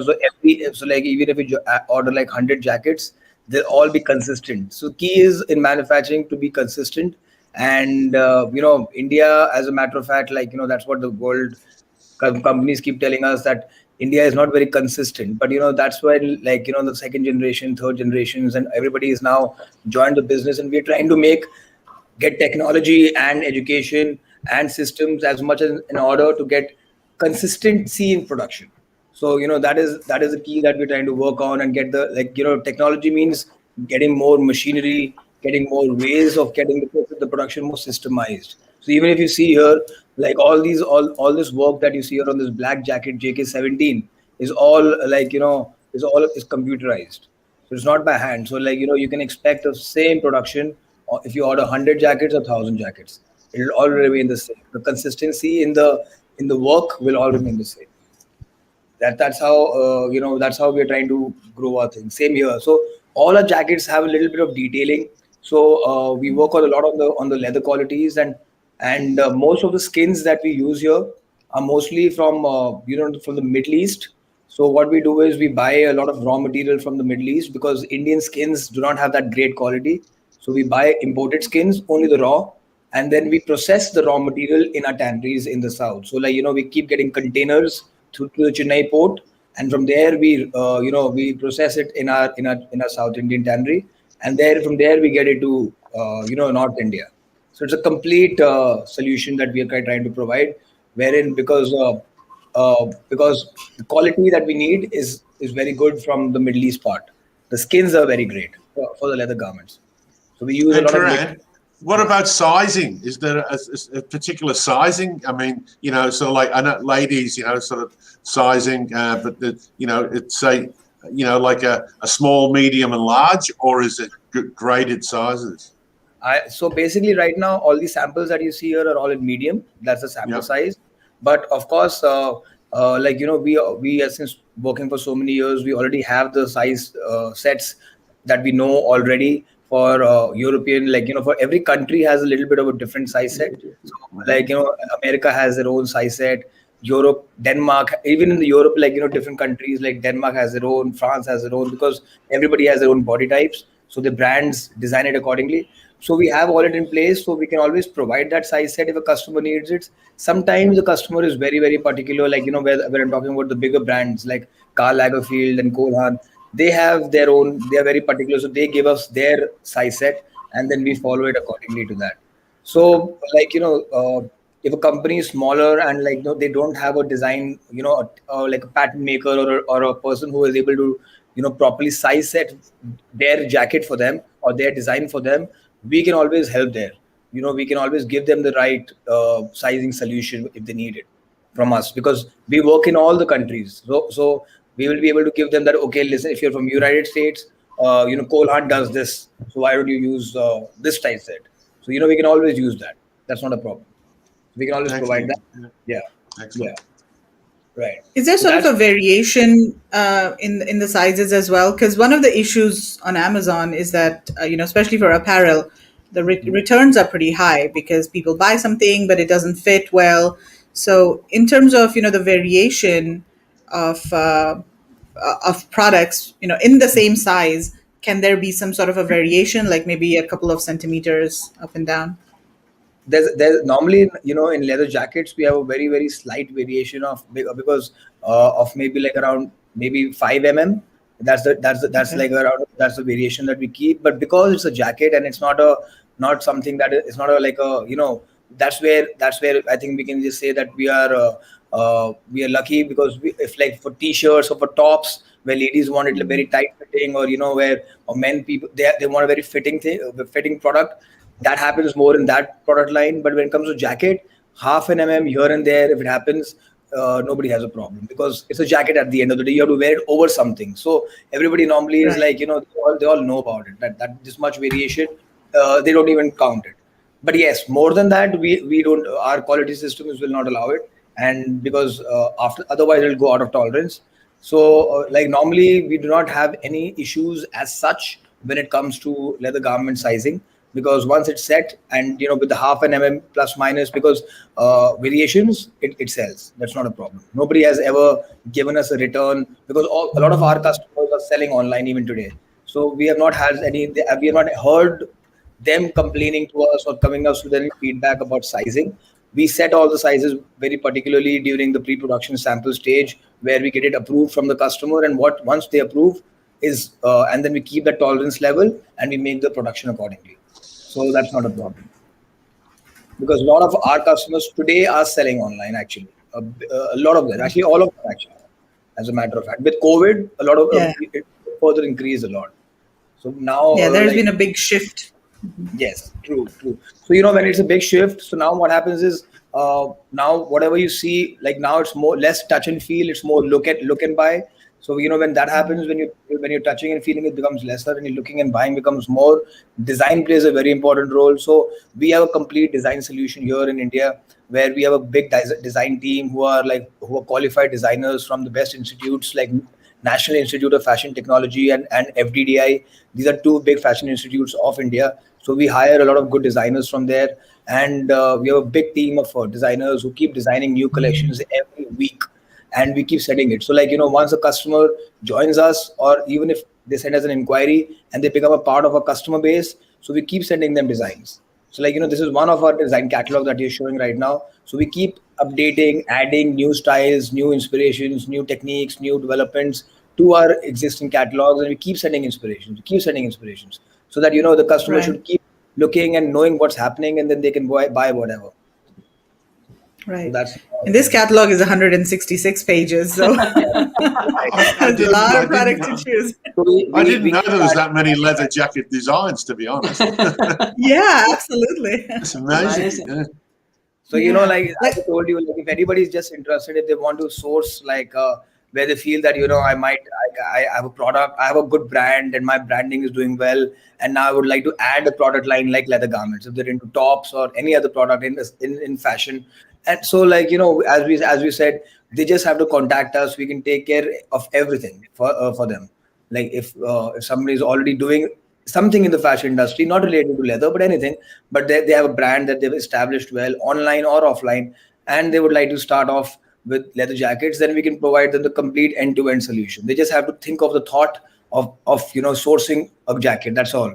We can take care of the rest for them, like, right from Wow. designing to the logistics. So it's end-to-end solutions that we can provide. In Well, in that That's a leather, sounds like dream. yeah, Yeah, that's a dream for an Amazon seller. yeah, end-to-end solution. But I that's think what too, you can see the quality. I mean, they just read quality. You can just see how beautifully they're made. They're gorgeous. Yeah. thank you. And what if people can't provide you tech packs or technical specifications and all that, but they just provide you with the design? Is that still okay? That's okay. That's why I mentioned to you that, like, since we're working with all the countries, we already have the tech packs in place. And so, for example, if he just likes JK65 and he tells me that, I'm from America and I'm planning to sell in the American market, so we'll use, in America, one of the biggest, seller of leather jackets today is Kolhan. So we supply to Kolhan. So we'll use the same tech pack as Kolhan for him. Because, if Kolhan is able to sell small, medium, large, extra large in that sizes, so even this prospective client will be able to sell in the same size. Obviously, we'll change the designs for him, and he can come up with new designs, or we can give him more designs if he needs. As I mentioned, we have a design team, so if he needs, if he just tells us his brand story, or if he tells us his website that this is what I'm doing, so recommend me some good jackets I would like to introduce with my brand line. So we can help him, build a good collection in jackets or bags or accessories. So, we can do that. And then we can provide him the entire tech pack solution. And then, of course, we'll be sending him a sample, which he can check it by adding it on a model, or, just check one of the products there after we send him a sample. And if he's confident, then he can place business after that. Right. So that's what we can do. So can you do products with mixed materials? Yes, we can. Like, we are like, so now we are sometimes having inquiries where we have to mix leather with fabric. So where the front side is leather, back side is fabric, or maybe the sleeves are fabric. So maybe in the jacket, in this presentation, you might find it somewhere where we do have it, like, where we mix. So yes, the answer is we do mix, fabric with leather. Sometimes we do it. That's not a problem. So in terms of leather garments, how does India compare with China? Because of course India, China is also has a big industry. so as of today, if I talk about statistics, uh, you know, uh, out of the whole world, the maximum manufacturing of leather garments happens today in Italy, and it's not Right. China. So Italy is number one. India is at number two, and India is not very far behind China today. Sorry, not very far behind Italy today. We are quite near Italy. So one and two is not having much of a gap.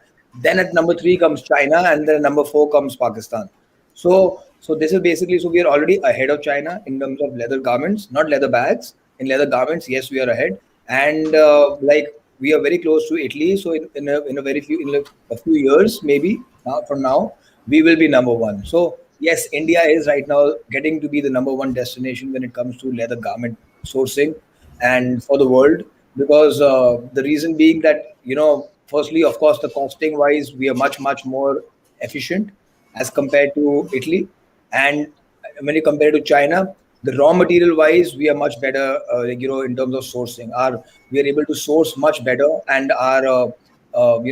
because we do use a lot of Indian skins as well, and we use imported skins as well. But China does not have a very good raw material source of leather right now. So because of that, we are much ahead of them.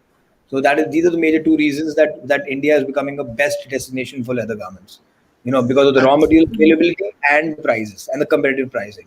That's why all the big brands out of the world, you name it, like even the luxury brands like Hugo Boss, Armani, everybody buys from India. They all buy from India. So those premium luxury brands, even a Michael Kors buys from India. So all these brands who are, like, where we can call it from premium to luxury, going to luxury, they all buy from India. And to the basic brands like Zara and H&M, or even those buy from India. So everybody in leather apparels, when it comes to leather apparels, they buy from India, because India is right now the number one destination for So we have all the designing, as you see, all the washing, tumbling, all these tumbling effects actually were innovated in Italy, and then obviously India took over. We got all the ideas from there, and all the chemicals even today come from Europe, where we are able to do all these nice waxing and finishing. So it all comes from Europe even now. So but we have learned the technique, we have followed the technique, and then we have made it more commercial. So that is the reason why so now we have the designing, we have the raw material, we have the prices.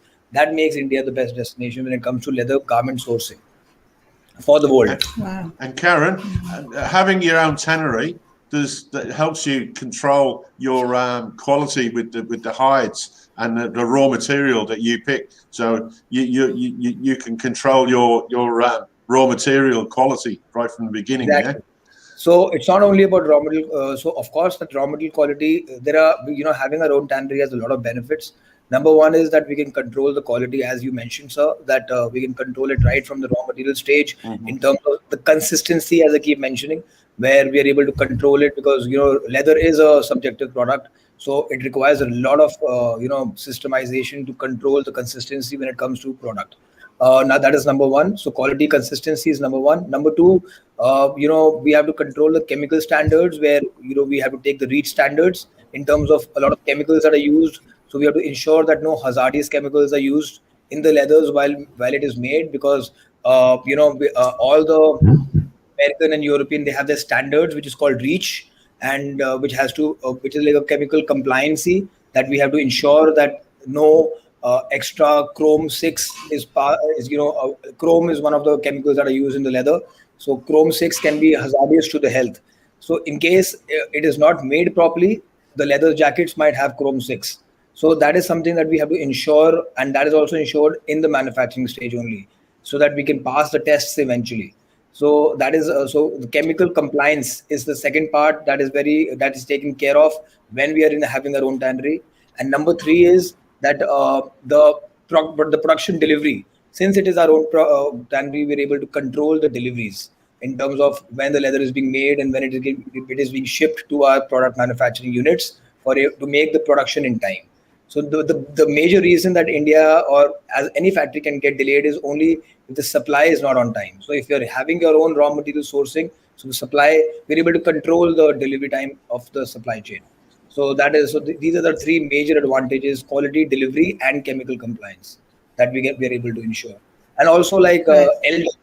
there's another thing called LWG, which is called Leather Working Group. That's another social compliance audit that is now worldwide known. That's called LWG. So our tannery is now LWG, which is also an added advantage, because all the big brands today are wanting an LWG tannery to work with. So that is another added advantage that we provide to our customers, that we are also an LWG tannery. And that is basically like a certificate that comes from Europe, which says that our tannery takes care of all the social, technical, and chemical compliances in the tannery. So we don't need to keep. So that certificate is given to us. So that is also there with us. Right. So very nice styles. I feel like I'm shopping for myself instead of sourcing for Amazon. Yes. I wish I was living in a colder climate Well, area. I also, Karen, I think when we're allowed to travel again and we come back to Delhi, we're Yes. going to come and see your factory, my friend. I'm sure. Oh, definitely. Please be my guest. You should definitely come, have a look at Thank all you. our setup, and see the manufacturing process a little bit more of how we make all Excellent. these products. This jacket that you see here, J133. So we do a lot of foils also today. So this is like a foil. So different kinds of foils that are applied to the leather, and like foils are application on the leather, and then we make jackets out of it. So that's another product that we also work on. So we can do a lot of different kind of prints, snake print, leopard print. This is like, I think, a kind of a different, like a distressed print. So like all these, this is also, I think, a snake print only. So all these kind of different foils can also be done. And then I think somebody just asked about vegan leather, which I just read. So Yeah. I think that's a very, very good question that she's asked. Vegan leather basically means vegetable tan leather. That is more towards the sustainability towards, and This is again, I think I forgot to add in my point about tannery. Because having our own tannery, we are able to make vegetable tanned leathers. Vegetable tanned leathers are basically biodegradable leathers, and that is the real form of vegan leather. Today, China is now promoting polyurethylene (PU) as vegan leather, which is not actually vegan. It's actually plastic, which is not actually vegan. But their big lobby of China has been, publicizing it, calling it vegan leather. But actually, vegan leather, the term vegan leather is called, vegetable tanned leather. That's what vegan leather is actually, and it is a different kind of raw material manufacturing where leather is made from, vegetable oils instead of chrome. So chrome is a chemical that I was talking about, which leads to chrome 6 sometimes. But if you use vegetable oils, you can make vegetable tanned leather. So the difference between, the major difference is that chrome leathers cannot be they are not biodegradable, so they cannot decompose into the soil naturally. But vegetable tanned leathers, on the other hand, are sustainable because they can decompose in the soil. So that is how sustainability factors are gauged, because anything that can decompose in the soil naturally is vegan. That is what vegan is all about when it comes to fashion products or any product, as a matter of fact. So this is the real vegan leather, and where vegetable tan leathers, and which I'm talking about, and our tannery specializes in making this kind of a product line as well, because very few tanneries can do it, because you need a very different kind of a setup, and then you require government licenses and everything in India. And we are fortunate enough that we have been able to do that, and we are actually producing very big vegan leathers, very big volumes now for a lot of our clients in Europe, especially because in Europe, sustainability is right now something that is a very talk of the town, especially Denmark, and we are supplying them huge volumes of vegetable tan vegan leather. So if someone buys vegan leather, is it certified with a certificate that it's vegan leather? Yes, it is certified. We can always provide, all the big compliance companies like SEDEX, Inditech, they're able to provide certificates that there is no chrome. Basically, the certificate is that when you do the testing, you will find that there is no chemical in it. Yeah. So the no chemical means it's vegan. That's all. That's the basic point of vegan. That is, there is no chemical in it. The whole leather is chemical free, which you call, basically in other terms, you call that chrome free. So because chrome is the basic chemical that goes into the manufacturing of normal leather. So if you avoid that chrome, then it becomes chrome free. So chrome free is basically vegetable tan. That is equal to vegan leather. So that's what it Right. is. I think some people are also positioning maybe plant-based leathers. Actually, they shouldn't be called leathers. Maybe they're more of materials like cactus Right. leather and coconut fiber, but they're sort of not leather. They're materials. They're materials. Um, Yeah. yeah, so that's a So totally different. and other, as I explained to you, first China wanted to come with polyurethane in the market, which is PU. So they came up with another term called vegan leather, and they marketed it very well.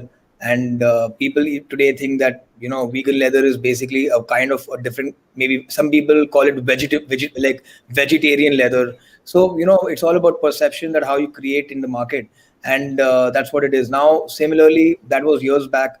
Now this plant material that has come out, which looks very similar to leather, but it is not actually leather, and now they are promoting it as vegan leather. So everybody is coming up with their own ways of promoting their own kind of vegan leather, but none of them are real vegan leathers. But then the market has to be educated. Actually, now our Indian forum is trying to work on this as well, that we are going to we're trying to establish that vegan leather is basically vegetable tan leather, and not all these plant leathers or this polyurethane that comes from China. So this is all a myth, and it is not actually leather. It's a different kind of a material. So that way you can have different kind of materials that can keep coming in the market to replicate the real product. But I don't think that leather can ever be replicated with all these product lines. So yes, and this plant-based material is coming from Europe. It's not right now. It's very expensive. We have tried to see it, that what it is. It's not commercial right now. It's very expensive. The supply is very short. I think even the demand is not that great right now at the moment, and because of the price factor, it'll not. There are not many people who would like to enter into that kind of a product as of now. That's what my feeling is. Right. These dresses are beautiful. I've never seen dresses made of leather. Mark, what do you Oh, think? no, they're lovely. Yeah, no. Yeah, I haven't seen many dresses. I've got a leather skirt, but not a dress. Definitely not a Yeah. dress. Yeah, So leather this week, pants. Mhm. But I so as I think told most you, all people love the feel of a nice leather jacket. You know, that soft sort of that soft leather. yeah, You know, it's a really good it's a good feeling to sort of wear a nice leather jacket, and of course it looks good too. absolutely. Yeah. Absolutely. Like no, it's a feel good factor. And today the prices of the leather jackets are not that expensive as what they might have been. Like if I give you a rough ballpark of what kind of prices can you expect, as I think Vandana just asked, you can expect a good leather jacket in the range of 65 to 70 USD on the higher side, a good quality leather jacket.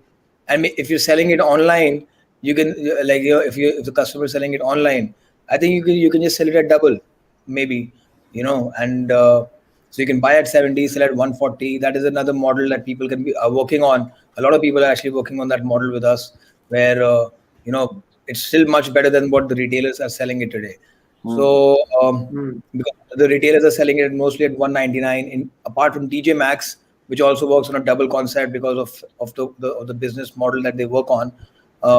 But otherwise, all the other retailers are all selling at not less than 199 or 250, even 249, 199, 299. Mm. So but our normal prices of a leather jacket vary between anything between, like, starting from 55, it can go on to 65 to $70 normally, and the skirts are like in the range of 20 to 25 USD mostly.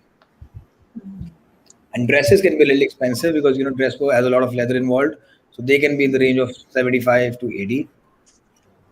The dresses, yeah.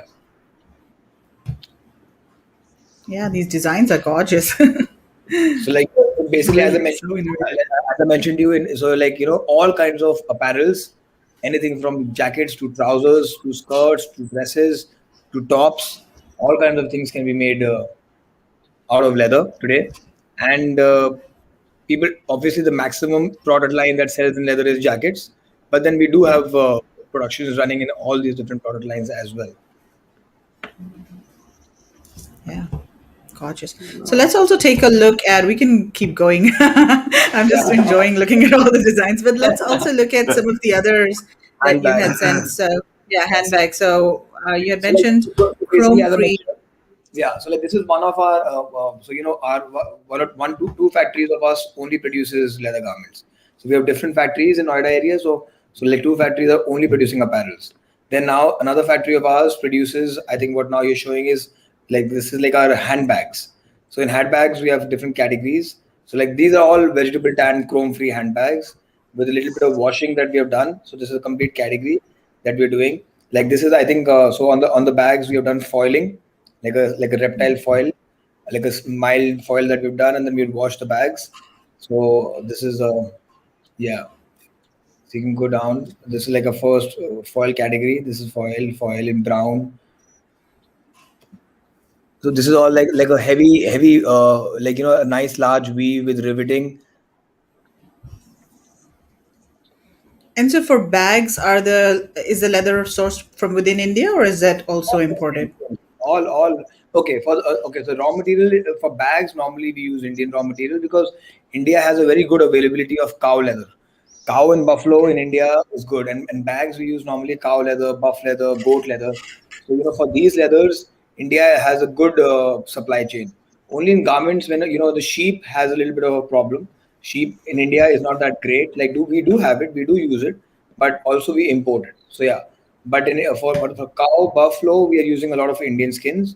Sometimes we do use imported when it is needed. There are some there's some qualities of cow leather that we're not able to make from Indian skin, so that time we import. So we do import, but 90% is Indian. This PPT is not coming Okay. very clear. Like the bags are not looking very nice, Meghla, on this PPT somehow. Uh, Is it? Uh, okay. Like yeah, let me see. so like all these kind of weavings and detailing, and Hmm. so these kind of vintage two-tone looks are all vegetable tan leathers. All the bags have been made and washed. Right. All these bags have been made and washed, and so so I don't know what happened to this PPT. The colors are not coming so great, but they have a very vibrant look. Like I'll show you one of the bags. So like you can just these kind of products are what we're doing. Yeah, that's definitely looks brighter. Soft, Can you yeah. maybe move it in front of the camera a bit? Yeah. So you see like this kind of a product line, like all with all weaving. This is like a tumbled vegetable tanned leather, and with nice chunky hardware, and it's like a tote bag which has a handle attached to it, and that's how you use it. So these kind of bags. Another. So I'm showing you more of the delicate stuff, like these kind of weaving again wash. Like, this is the kind of bag with a handle. What's the approximate price range for these kinds of bags? They normally range in the range of so a bag like this will range around like for 30 USD. A bag like this will come in the range of this one, the one that I just showed you right now. This one will come in around 40 because it's a bigger bag. Then the same if you go in the smaller slings, like these kind of slings with a shoulder handle. This will come in the 15 range with all this work and plain one side, weaving one side. So then we do a lot of different kinds of laser cutting. So this is like a laser cutting that we do on bags. That's another product line. Then this can also be like hair on. These kind of hair leather bags, like basic tote bags, where one side plain, one side leather. So this is like a cow hair on leather with different prints we can do. So this will be around again for 30 USD. So these are the kind of different kind of product lines that we work on. If you go back to the PPT, yeah. So like then all this range that you see here is similar to what I'm showing you, but this PPT somehow has got very compressed, and the colors are not coming so nice on it somehow. Yeah. I don't know what. Yeah, maybe we can look at it later, and you can probably send me an updated one to share with everyone. So maybe when I converted it to PDF, it sort of compressed. Yes. I think so. I think that's what exactly happened here. Do you want me to show this? If you want. Yeah, sure. If you want to share your screen, if you have it there. Do you have a showroom as well at in Noida? Do you have a showroom with the factory? Yes, we do have a showroom in the factory, but somehow, because I'm not there right now. No, that's okay. It's just I was thinking for when we visited. Yes, definitely. Sharing screen is easiest with two monitors. Don't show these tips. Be better if they had a shop, Kev. I could get number 96 leather jacket. I've got my eye on. I thought you might have. I don't think Megla would be too far behind you. I think Megla would have picked the number out too. Yeah, I was looking at the skirts. Those are really nice. So Vandana is also asking suede and faux suede. Do you also do suede? Correct. So there were a couple of jackets out there that had goat suede as well. Chrome. So yes, the answer is that we do have goat suede, and we do work on goat suede as well. There are a couple of jackets you can in the garment PPT that were made in goat suede. So in case you have if you're interested in goat suede, we can definitely do goat suede as well. It's more of a summer product. Like people normally in the summer season they pick up goat suede. So we do it, yes, and Right. yeah. I'm not able to share it. So maybe you can just share it later on the screen. Chrome has lost permission to capture your screen for this. Okay, let it be. I think what we can do is we'll just upload the. Maybe you can send me an updated version later, and then I'll upload that later. So let's look at the third one real quick that you had sent. So this was your latest collection as well. So this is not chrome free, right? This is regular leather. Regular collection. This is more of the so that one was more of the casual looks. This is more of the formal look, like more structured bags, because in bags there are so many categories. Unlike garments where the construction is only one, but so in garments they are on more with the raw materials, and a little bit of techniques, but the construction of the garment remains the same. Like, how a construction of like of a wallet or of a garment or of a shoe, the construction remains the same, but you play around with the materials.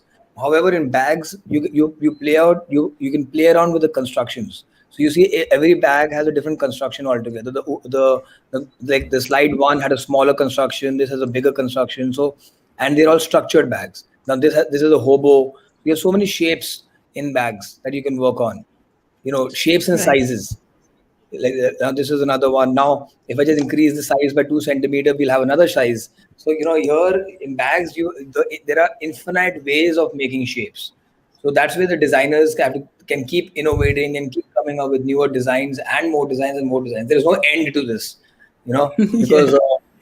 because you can have as many shapes and sizes as you feel like. So that's where these are all our structured bags where this is like with edge coloring and all chunky hardware that we're using on this light gold hardware. So this is more of a structured collection. So if somebody is looking for the neat collection, then this is the PPT that that they should be working on. And if somebody is looking for that casual, washed, tumbled, vintage look, then that was the other collection that you could work on. That is more of the casual side. This is more of the formal side. Right. So And what bags, kind we of have leather is generally used for these kinds of products, the formal products? like like pebble leather. So if you see, it's a printed cow pebble leather that we're using, and Okay. so this is the most, like, this is like all big brands, so like right from the top, like to even the smaller ones. Everybody uses this cow pebble leather for making formal bags. So like with nice neat edge coloring. So these are all. So in pebble we have different kind of pebble. So this is like this one, that this group has a smaller pebble. The slide up you saw was having a little bigger pebble. So on pebble also you have small pebbles, big pebbles that you can work on. Now this is a different kind of, this is like a bubble.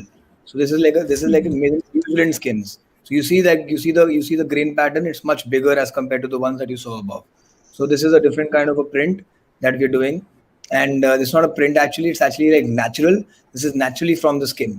We have made in the tannery, where we get these kind of bubbles from the tannery as well. So it's a part of the skin. Right. So So it's in called India, there New are Zealand. These different. are these are New Zealand leathers. This has been Okay. imported from. Right. So in India, there are various production hubs for leather products, right? So there's Kanpur, for example, Kolkata, there's Agra. So and then Noida is specifically for Yes, garments. yes. And then what about the others? Like what products should people go for? So For normally, go to buy for the other. Hmm. like India has a couple of destinations. I'll explain you, like, in a nutshell. So in India, the maximum destinations are all based like so we have Noida, we have Calcutta, we have Kanpur, and then we have like Chennai and the neighboring cities of Chennai, which is Ranipet, Ambur, and these areas. But I'll call it Chennai because that's known to people. So basically, these are the four big destinations in India. I'll repeat it again. So we are in the north. We have two, which are majorly Kanpur and Noida. In the east we have Calcutta, and in the south we have Chennai. So how the manufacturing is distributed is every and also in the north we have Agra, which is also very very famous. So how it normally works is that how customers have, and how everything is placed is, I'll start from Kanpur. Kanpur is majorly because of the raw material. They have very good raw material for belts and harness leather. So Kanpur is the biggest destination for belts today, and they are the biggest. So like for hard leathers, hard belts, they're very good. Some also for saddlery. The saddlery that goes for horses. That is very good, and also for safety shoes. Where workers are using safety shoes for mining and different processes. That is what Kanpur is very famous for. Because if you can see the similarities, it's all the structured stiff leathers which they are very good with. So safety shoes, belts, harness, they all require that kind of leather. Then if you come to Agra is very very good with commercial, low price, high volume footwear. Ladies and men's. They have very very good artisans from years back. Agra is a very good known destination, and they have very huge factories where they're producing very good low price, high volume footwear. So that is what Agra is very famous for. Noida is very good for leather garments. like like because Noida is a very big hub for textile garments as well. So because of that, so we have very very good artisans for garments who can manufacture good garments. So because of that reason, that Noida is a very very good destination for leather garments. Also, Noida is a very very good destination for fashion handbags. Again, we have we have very good artisans for making good fashion handbags, and so like the volumes are reasonable, and they are like, so fashion handbags is what Noida is very good with. Noida, and when I say Noida, I mean about NCR. So Noida and Gurgaon both. Noida, Delhi, Gurgaon. Delhi has a very few factories left now because it's very expensive to work on in the capital. So normally it's all surrounded in and around Delhi. So Noida is one side, Gurgaon is one side. So very good for fashion handbags, fashion wallets, and at good volume. And plus, Noida, Delhi NCR is very organized because all the big buying agents, all from and the liaison offices of all the big retailers are all sitting in Gurgaon and Noida. So everybody from H&M to Bestseller to Kolhan to Calvin Klein, all the big brands are having their local offices here in Delhi. So because of that, so they prefer to work with NCR. So that is the reason why Noida has been developed for what. That is also a very big reason that we have been able to. For them it works out better for them to have factories in and around their locality. So that is a major reason also that Noida and Gurgaon have picked up. And Calcutta is very very famous for making again high volume, low price wallets. They are very big with the wallet manufacturing, and similarly for bags also. The commercial bags are what they are very very good with. Then if you come to the south, you're left with Chennai. So Chennai, high quality handbags, very high quality footwear. So all the big footwear companies like Tommy Hilfiger and all the big ones, like if you talk about, are all based out of Chennai. All the biggest factories of footwear are all out of Chennai, where they are having the massive production lines, and they're working with the best brands of the world.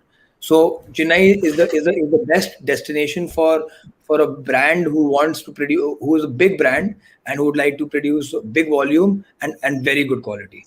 So you name the biggest brands like Aldo, Tommy, and so like Geox, all these big footwear companies, they're all in south of India. So that's how our India is distributed with our leather industry. These are the destinations. Thanks a lot for that really good comprehensive overview. So, Absolutely. I yeah, think yeah, if people weren't writing all that information down, yeah. I could see Kevin, you were taking notes. well, I sort of knew Camport was, for the sort of hard leather. But it's Yeah, just interesting, to sort of, if you were after a particular product, leather product, well, obviously you want to source you want to pinpoint the best place to source from, and yeah, and I now know that, talking to Karen today, that obviously if I want a leather jacket, well, I'd look no further than Noida. If I exactly. want, sort of shoes, maybe I've got an Agra, so Absolutely. great information. Thank you. Now, so this information that I just gave and what I think you understood also very well. So anybody out of in America or Europe or Australia or New Zealand who's wanting to buy, he'll know now with this information that where to go, at least which city to hit, and which is the right source in India. Like how we all know in China, Guangzhou is the number one destination for leather handbags. So Yeah, they made a name for themselves. So like that is the same way, so if somebody has to come to India, we know he knows that he can either go to Noida or he can go to Calcutta, and then Yeah, yeah. he can choose. He does not have to go to Chennai or Kanpur or all these places to source a leather handbag or a leather wallet. Similarly for garments, if he has, Noida is the best destination for producing leather garments. So these things right. can they always are beneficial, because otherwise I'm sure that as an importer you get very scared.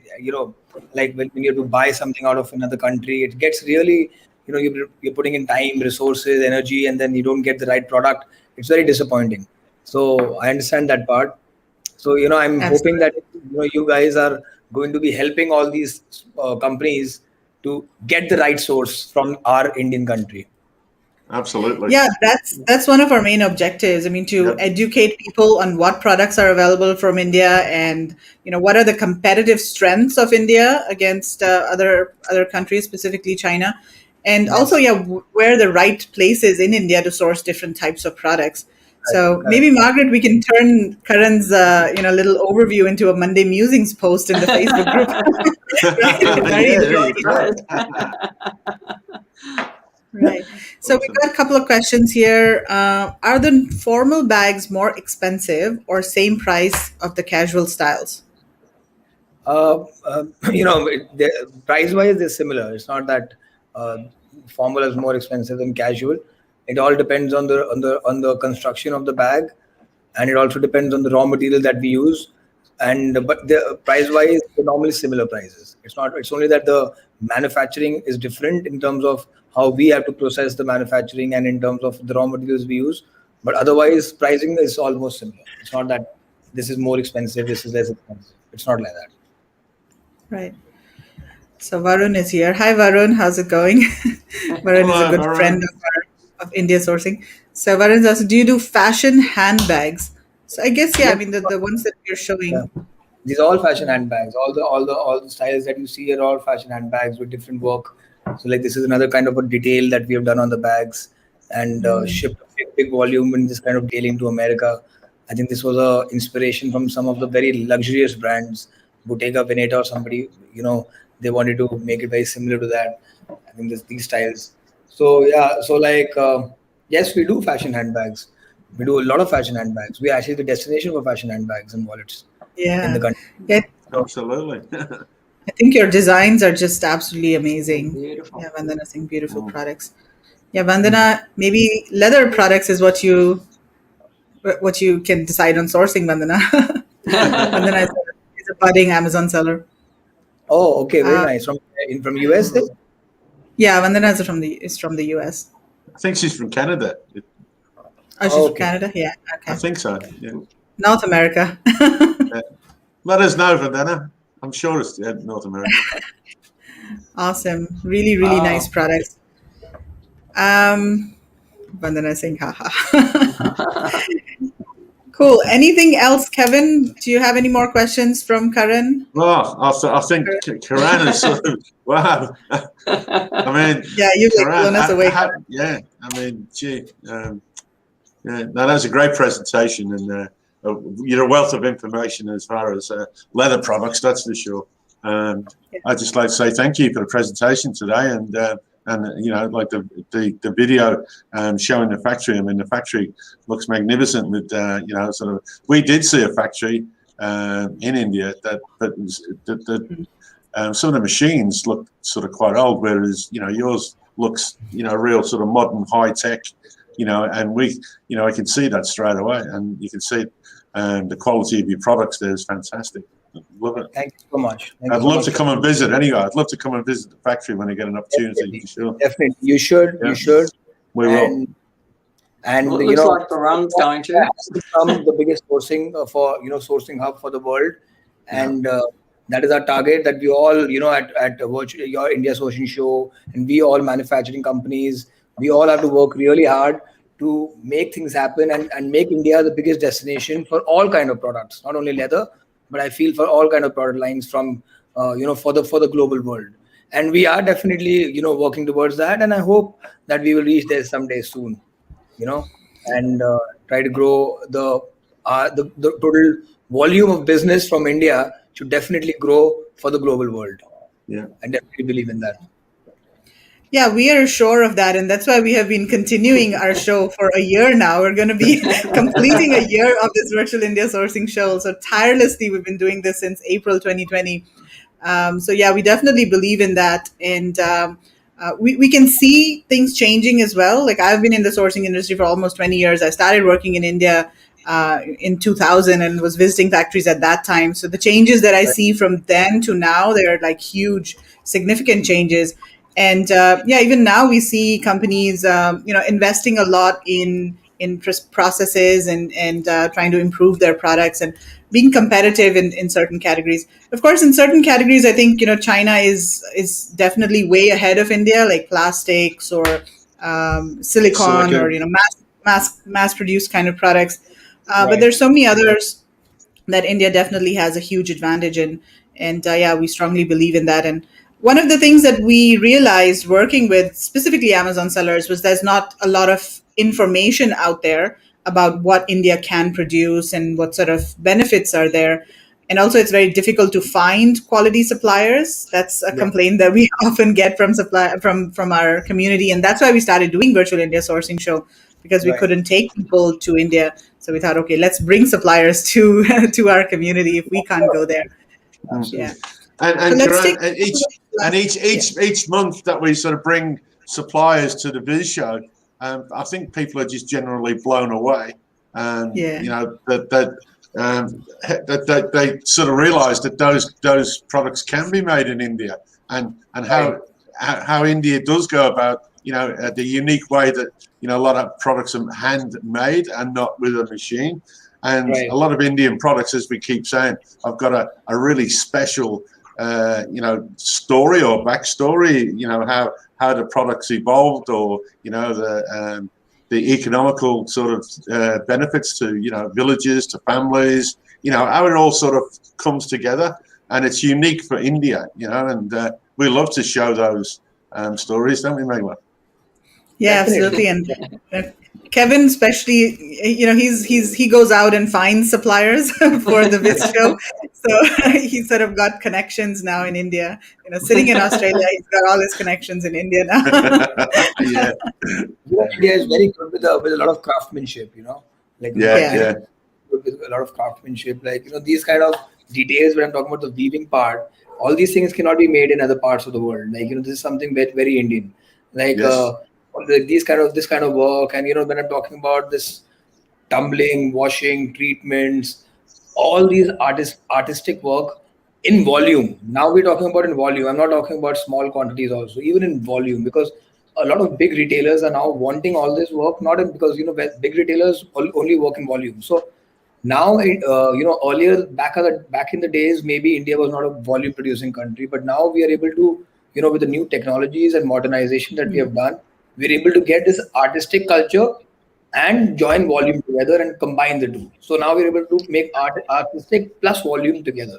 So we're able to give a combination of Italy plus China mixed. So that's where India lies in the supply chain matrix today, and that's where we're trying to excel in both fields now and take it forward. So at least that's what I'll talk about in our industry. That's what we are doing, and I think that's happening in all industries, as a matter of fact, because the design innovations initially obviously were coming from Italy and European countries, and China was mass volume productions for all these, and India was somewhere in between. But now we're trying to get this and that and combine and reach somewhere in the global matrix.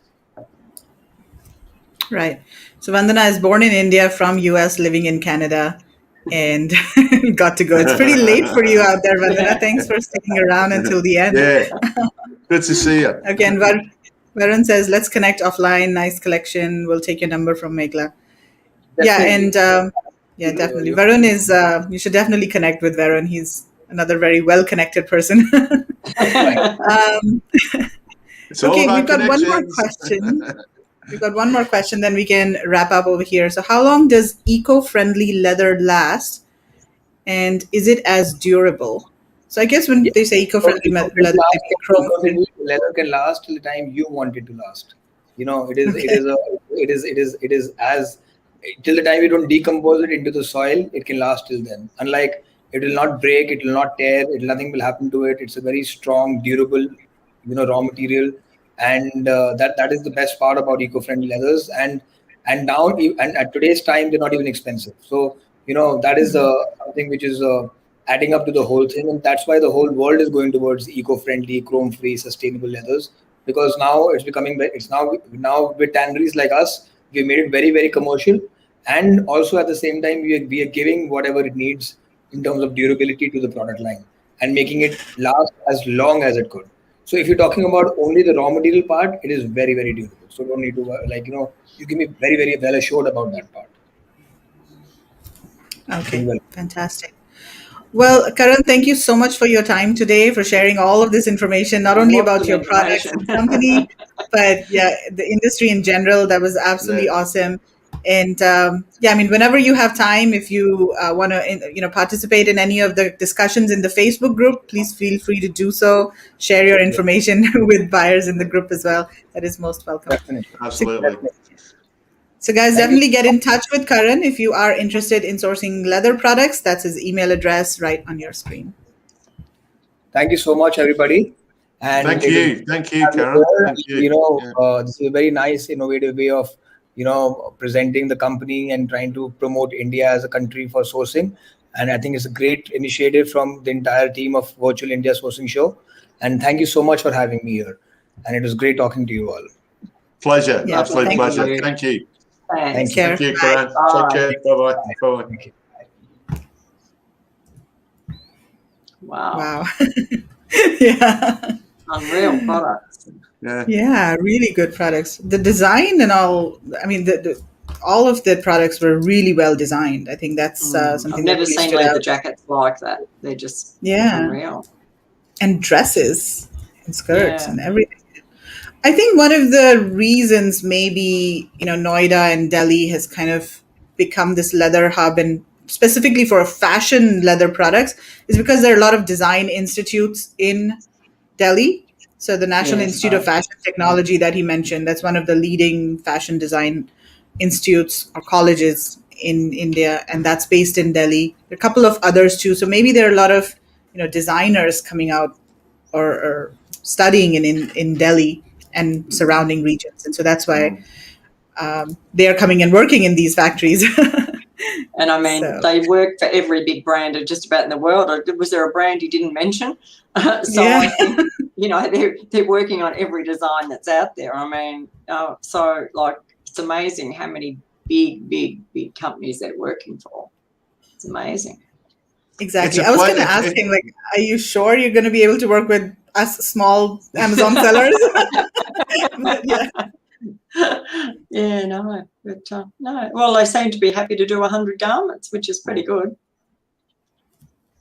exactly. Really. Sorry, Yeah. Kevin, I cut you off there. No, you didn't. I was just saying it's a pleasure. When you're going through the catalogs and you see all the different designs and so many different designs. I mean, there's so many opportunities. Once again, there's so many opportunities for different, people that, sort of to get into this game and get into the online game.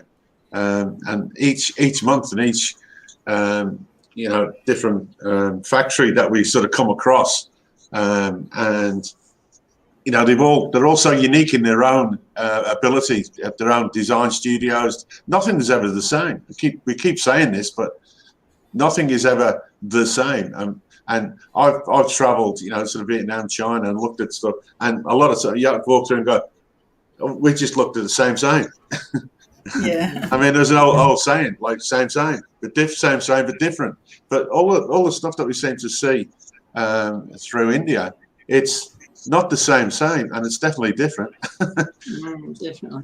And it's definitely unique, So if you can't sort of get, if you want to get into the online business and you can't see opportunities from those, products that we sort of show, well, I don't know what else we could do.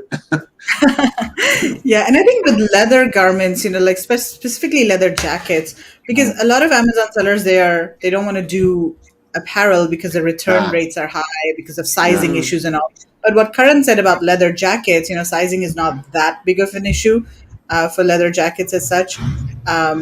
So this could be a category, for people to consider in the fashion or apparel sort of industry. Well, that's why I asked the question of the sizing, because a lot of apparel now, even here in Australia, is small, medium, large. You don't get a choice of the sizes that we used to get. You're either small, medium, or large, or extra large, extra large, or two extra large. And I think in America is the same, but it differs. If you see US extra large, I think that's bigger than. It's about a 2x here, I think. Yeah, it seems to be it's a different. Lot bigger. The scales are sort of different. But their sizing seems larger. Yeah.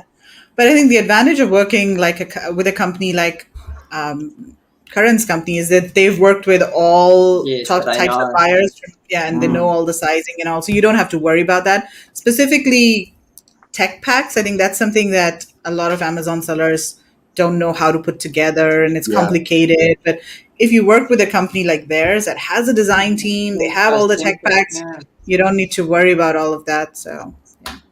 Because Okay, I think just a reminder. Yeah. with a tech pack, Megla, there's a huge cost in putting a tech pack together too, isn't it?